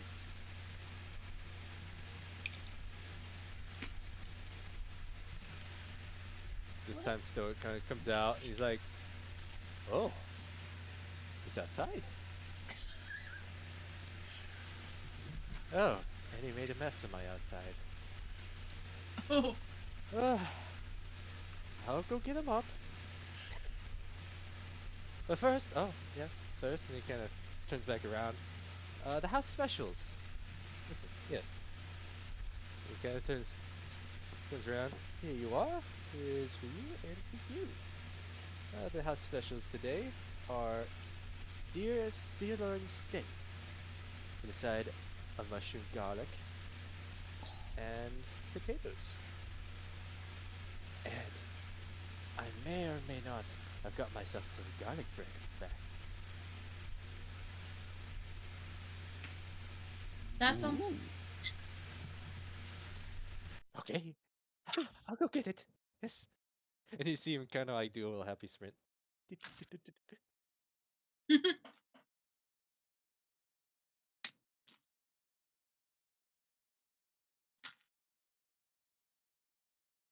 see the three guys at the bar. They're just like, "Well, that was a hell of a show. Didn't think they'd get Theo out that fucking door."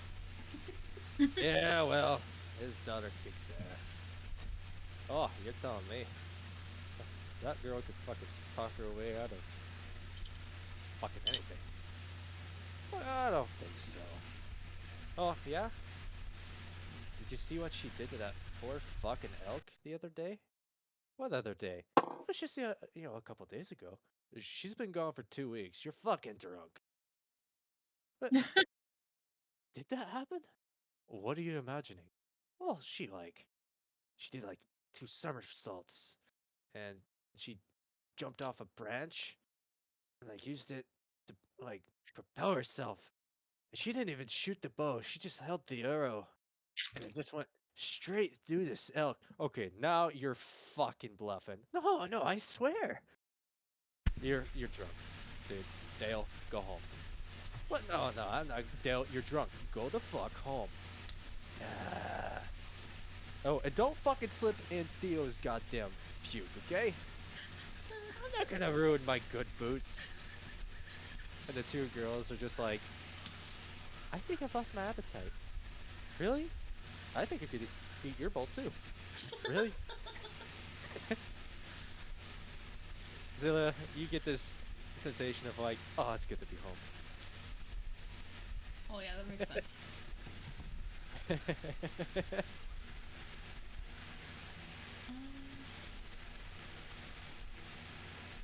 So I'm gonna drop 6 silver on the table where father was before heading over to my little group.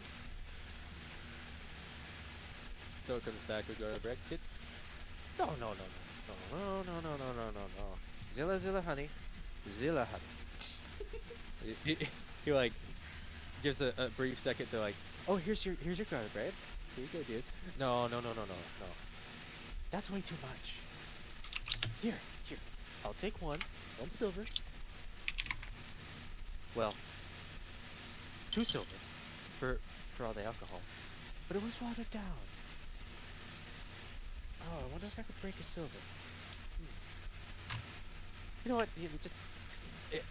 He grabs the other 4 silver coins. Here, I'll just take 2, honey. Yeah, don't you worry about it. This is plenty.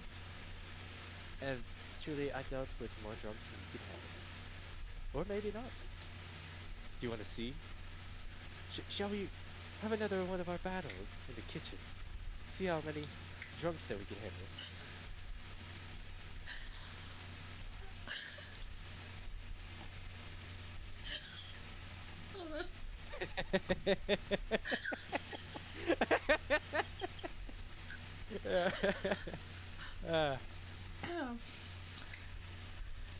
Perhaps when I return.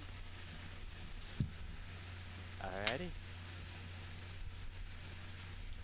Oh, the mop. Yes, the mop. Gotta clean that up.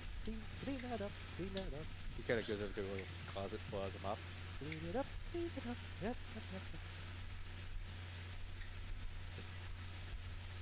At this point, like, Simon's coming back. He's just like, oh, Stoic. Could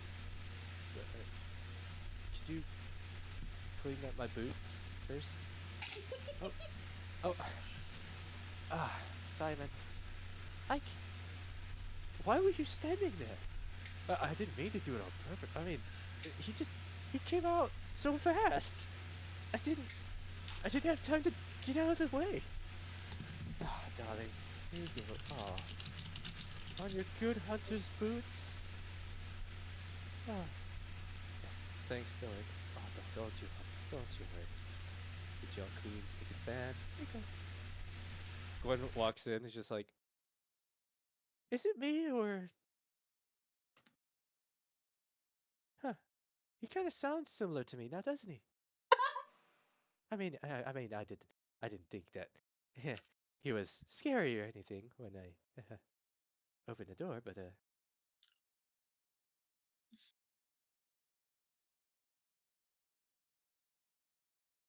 so this is nice. And he kind of like claps his hands together. It's are we staying here for the night?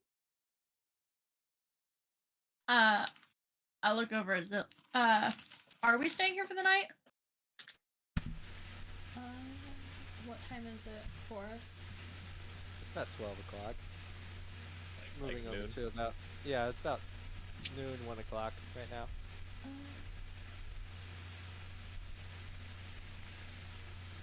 Zila looks for a moment before nodding her head. Yes, I feel like we should probably stay for the rest of the evening and leave early morning, so we're not having to set up camp in the middle of where the fuck are we going? So we won't have to set up a camp in the woods. Works for me. You hear a small yes outside. All right. Okay. Wait a minute. Simon walks up to Zilla, and he holds out his hands in a very familiar fashion to you. He has his left hand out, basically flat, and then he has his other hand above that hand with his fist clasped. The one who loses has to take care of Dad for the night. Oh God. Oh god. Alright, Zila says you're on, and also mimics him. Okay. Rochambeau, Rochambeau, Rochambeau. Bow. It's rock paper scissors. I got that, I was trying to figure it out. Bow. All right. High or low? Hi. Damn. How are you so good at that? 2 out of 3. No. Don't be a sore loser. You take care of Dad. Oh, says the one who made up the 2 out of 3 rule whenever you lost. He kind of crosses his arms. I'm prettier. I win. Oh, you think you're pretty? Yeah, pretty pathetic looking. Really? That's the Right. best you can come up with? Well, you haven't found a husband yet. I mean, seriously. Get a Superstar girlfriend like you. first. Sis, you know I'm gay.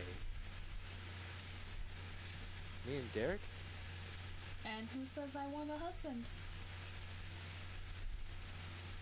He looks over at Reagan. Her?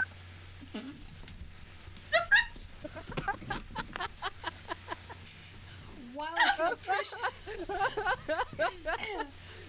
can appreciate a woman in a strong suit of armor, this is just a traveling companion.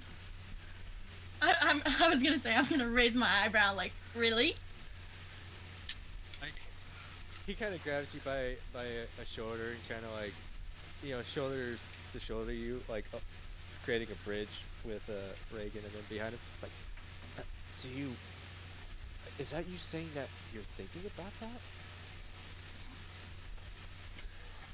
I mean, thinking about, that's open-minded with, or it's open to suggestion with her?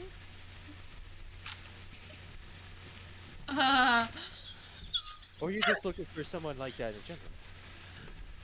Or you're saying that you're possibly thinking about her finally, I don't know, I'm sorry, it's just, my sister finally looking, somewhat at relationships and actually being, I don't know, somewhat feminine. It kind of, I don't know, it's throwing me off.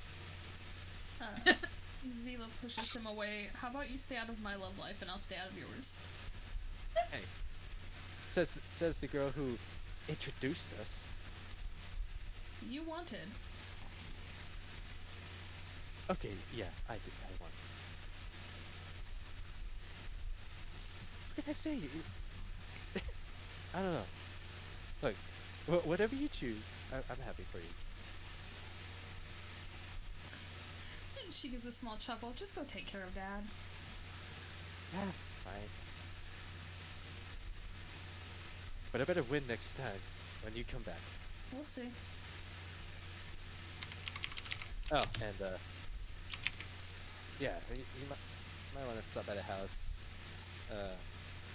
I'll get the guest room ready for them, but I may need a little help with the front room.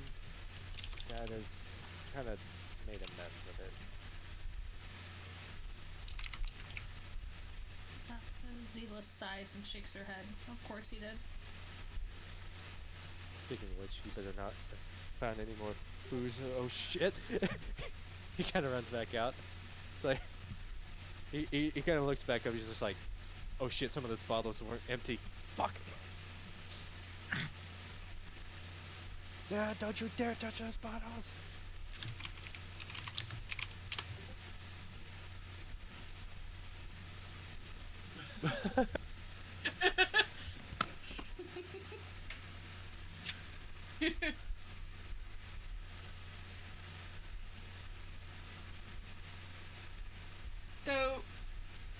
find a room. I guess you guys will be bunking in my place. We have a guest room after all. Okay. Works for me. Fucking Nico's just sitting there eating, enjoying himself. Just enjoy the show. He's like, nobody's talking to me. I don't have to talk to anybody. Everybody around me is going through shit, and this is entertaining. Dinner the show, man. And you got your mead. And meat. And garlic bread.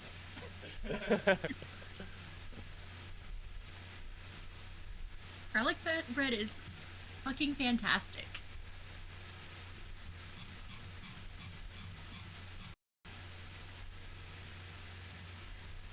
No, I actually want some. God damn it.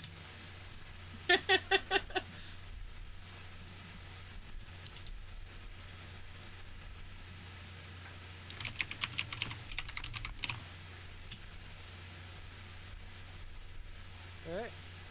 So yeah. I'm gonna say after you guys are done eating, you know, Stoic has cleaned up the front, so no more puke. Gwen is still standing outside with the horses, and he's just very confused. So,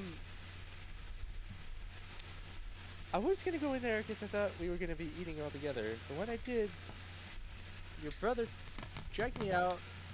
A man ran out, barfed on his shoes, and then he ran off. Is that what normally happens? Hey, there's always something fun happening around here. Though I can't say that many puke on the story. Okay, well, as long as nothing else more exciting happens, I don't know if my poor heart can take it. And I'm gonna roll. Oh shit! Oh no! What'd you do? Okay,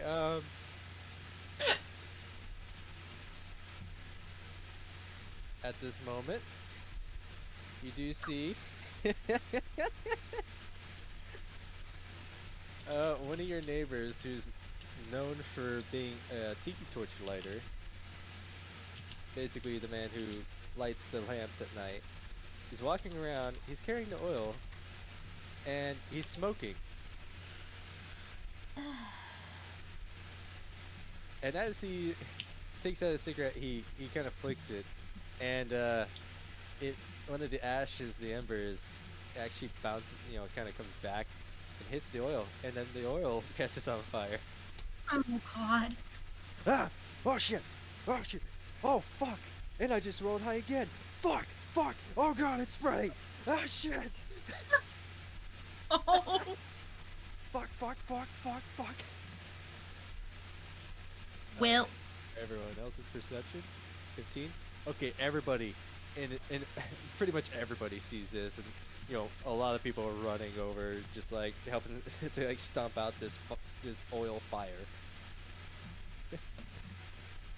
And well, oh no, it's still going. Oh, it's actually spreading quite a bit. So there's like 8 or 9 people who are stomping out this oil fire. Shit, more people! Oh, it's spreading! Oh god! Did somebody else get in here? Stowe comes out. Oh, don't worry, babies, I got this!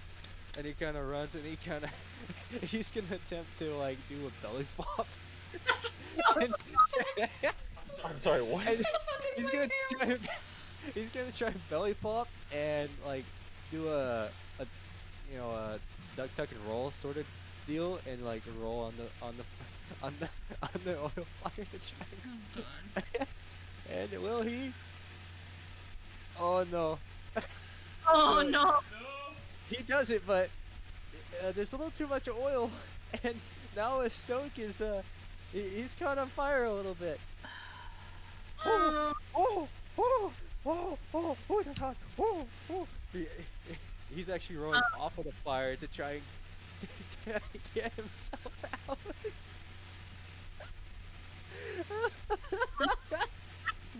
the hell? Whoa! I can use a little assistance. Ah! Ah! It's gonna burn my beard. Oh no! No! No! Not my beard! Not my beard! Not my beard! Not my beard! I'm gonna say Gwen is gonna hop in and try and help. Let's see God. that. Oh Jesus. What would it be to help put out a fire? Jesus Christ. That's kind of the point I'm in. I'm like, if I ice knife, I'll probably hurt somebody. So the only thing I can possibly do is gust to stoke the flames, or firebolt to make it work. I think dexterity saving throw. Okay, so Gwen goes over to Stoic and, he starts trying to pat him down, but the oil is still so thick that, it stuck to his hands. And now his hands are on fire. I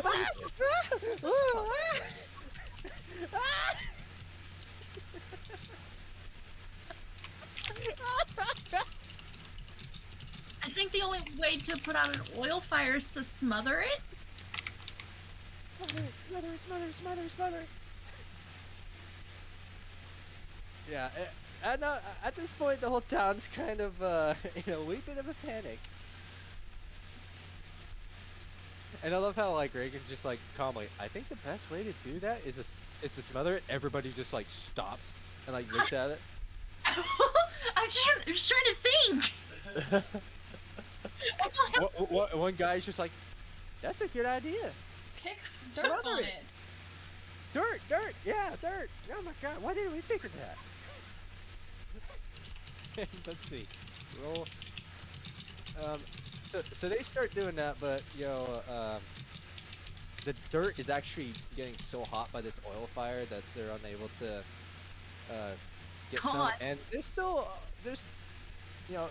or 3 people are on fire. I mean, it's not like they're engulfed in fucking flames, but they've got flames on them, and there's still flames on the ground. Yeah, just don't put water on it. All right, Gwen is gonna. Let's see. I'm gonna have Gwen try and smother the fire. Oh, no. Oh no. He's a little too freaked out that his hands are on fire. He's actually began to run in a circle, and he's just flailing his arms like a crazy little child. And now that I've said that, I'm gonna put a pin in that. For Stoic, he's gonna try and smother. He's not doing much better. Oh my god. Okay, this is a I'm hunting. This is a hunting town, which means that there's probably a salt house where they keep meats. Why can Zila go to get like a bucket of salt to try to smother this fire? Yeah, you can try. Okay, I do that. Can I do that? What do I roll? What do you want? Alright, so I'm gonna say this fire is gonna need like 2 or 3 buckets worth of salt. I'll help carry 2. Alright, so Yeah, I'm in. you all kind of go over. Following. I say that there's already like 2 buckets on the ground next to this. I'm gonna say, let's see, salt's pretty heavy, so I'm gonna say a strength throw to be able to. I'm gonna put this in the package to be able to get a full bucket and to throw it on the fire in a good spread. Oh god. Okay. Just one roll for both of that, or 2 different rolls? I'm just gonna. I told you, just one roll for it. Okay. I'm not known for my strength, so if there's 2 buckets, I'll let you 2 do it. There's a 13. Oh, thank God. Nat 20 minus my 1, so 19. Nice. Alright. So Zilla, as the fucking superstar of this entire town, you race over to the salt Rice over. shop, the salt shed, and you bust that thing open with Reagan right behind you. You hand her a bucket. You scoop a gigantic bucket, and you just run over and in fashion, you just start spreading pretty pretty evenly over people. The flames start dying out on the ground, and I'm just gonna roll 16. Yeah. So everybody, the flames on everybody start to cease very very rapidly, and everybody's just like, God, why didn't I think of that? God, Zillot's done it again. Oh my goodness.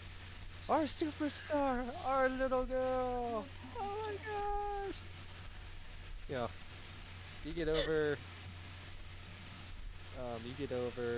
Stoic too, and he gets up and he's like, "Is my beard? Is my beard okay? Is my beard okay? Please." Roll for I'm gonna beard. need you to roll for beard. Roll for beard. Roll for beard. Oh, not 20. His beard is perfect. The fire helped, like, carve off. It helped him shave. It removed all the Like, bad parts. It gave that nice trim. Oh, my dead ends are gone. Wow. Oh, my beard hasn't been this soft in ages. Wow. Zilla, you? Wow.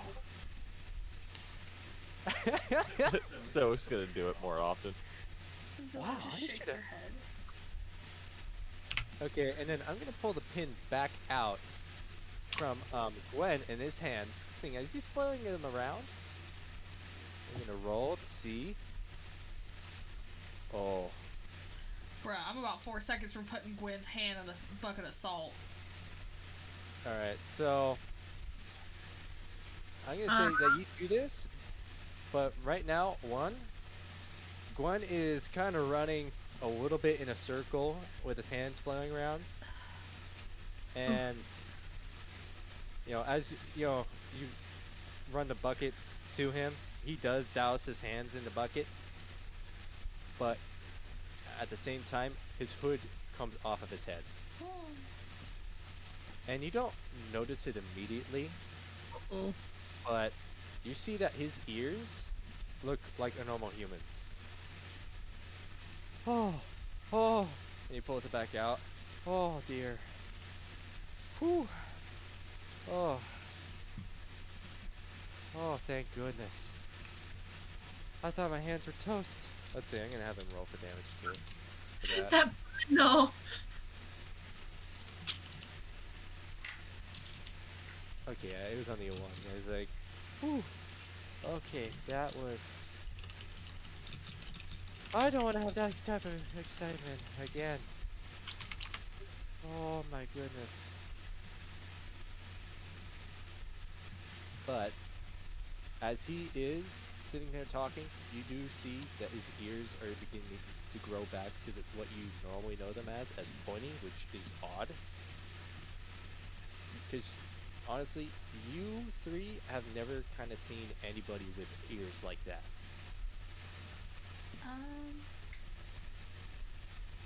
Can I attempt to pull his hood up before other people notice? Roll a sleight of hand. Let's see. 18. Yeah, so, without too much of pulling attention to yourself, you kind of, in the same action of grabbing his hood and pulling the hood back, you kind of like do that, but you pull your hands back down on his cheeks, like, are you okay, sort of deal.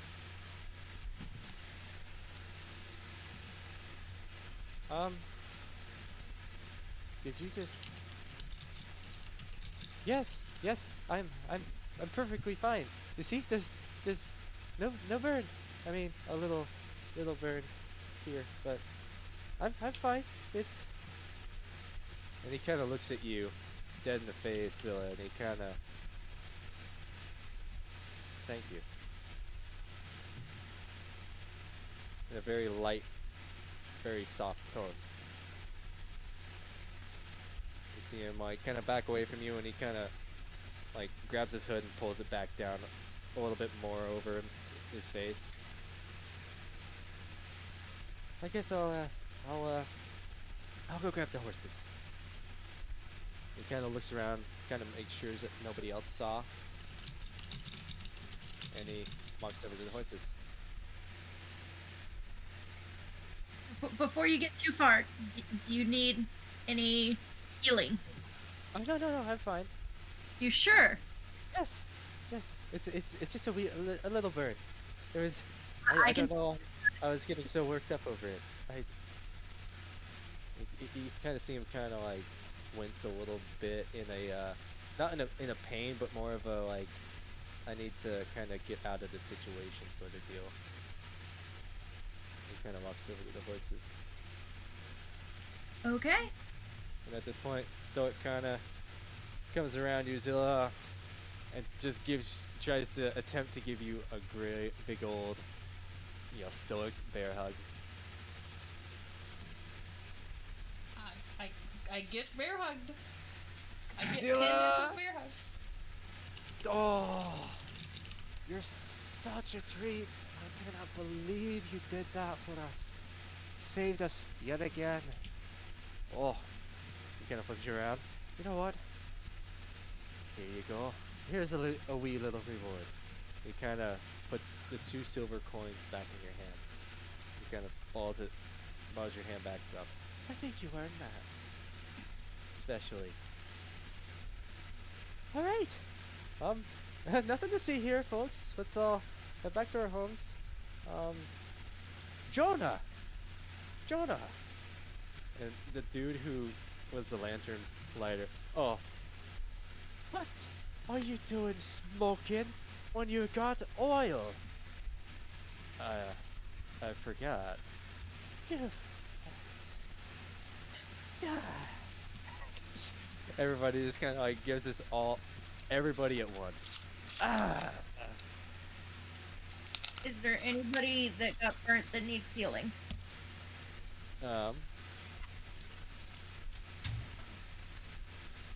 I just offer that. No. Everybody basically has got like the same amount of burn as Gwen. It's just like small light burns, which is a little bit odd. Okay. It's like, I cannot believe you spilled a whole entire jar of fairy oil. What's wrong with you? Sorry. Oh. Well, it's just you need to stop smoking. You're right. As he pulls out another cigarette. God damn it, Jonah! What? It's just fine. Grabs his stuff and continues on, and everybody kind of continues on. Like the ground isn't even burnt. It's So just salty dirt. Yeah, now it's just salty dirt. And Stoic comes back around. He's like, "So, welcome to Chattanooga." And he turns back around and he walks into his inn.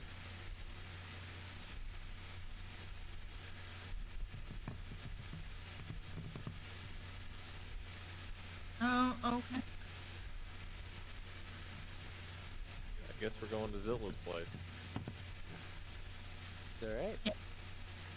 And on that note, that is all we have for this session. 3 hours and 50 minutes. Not bad.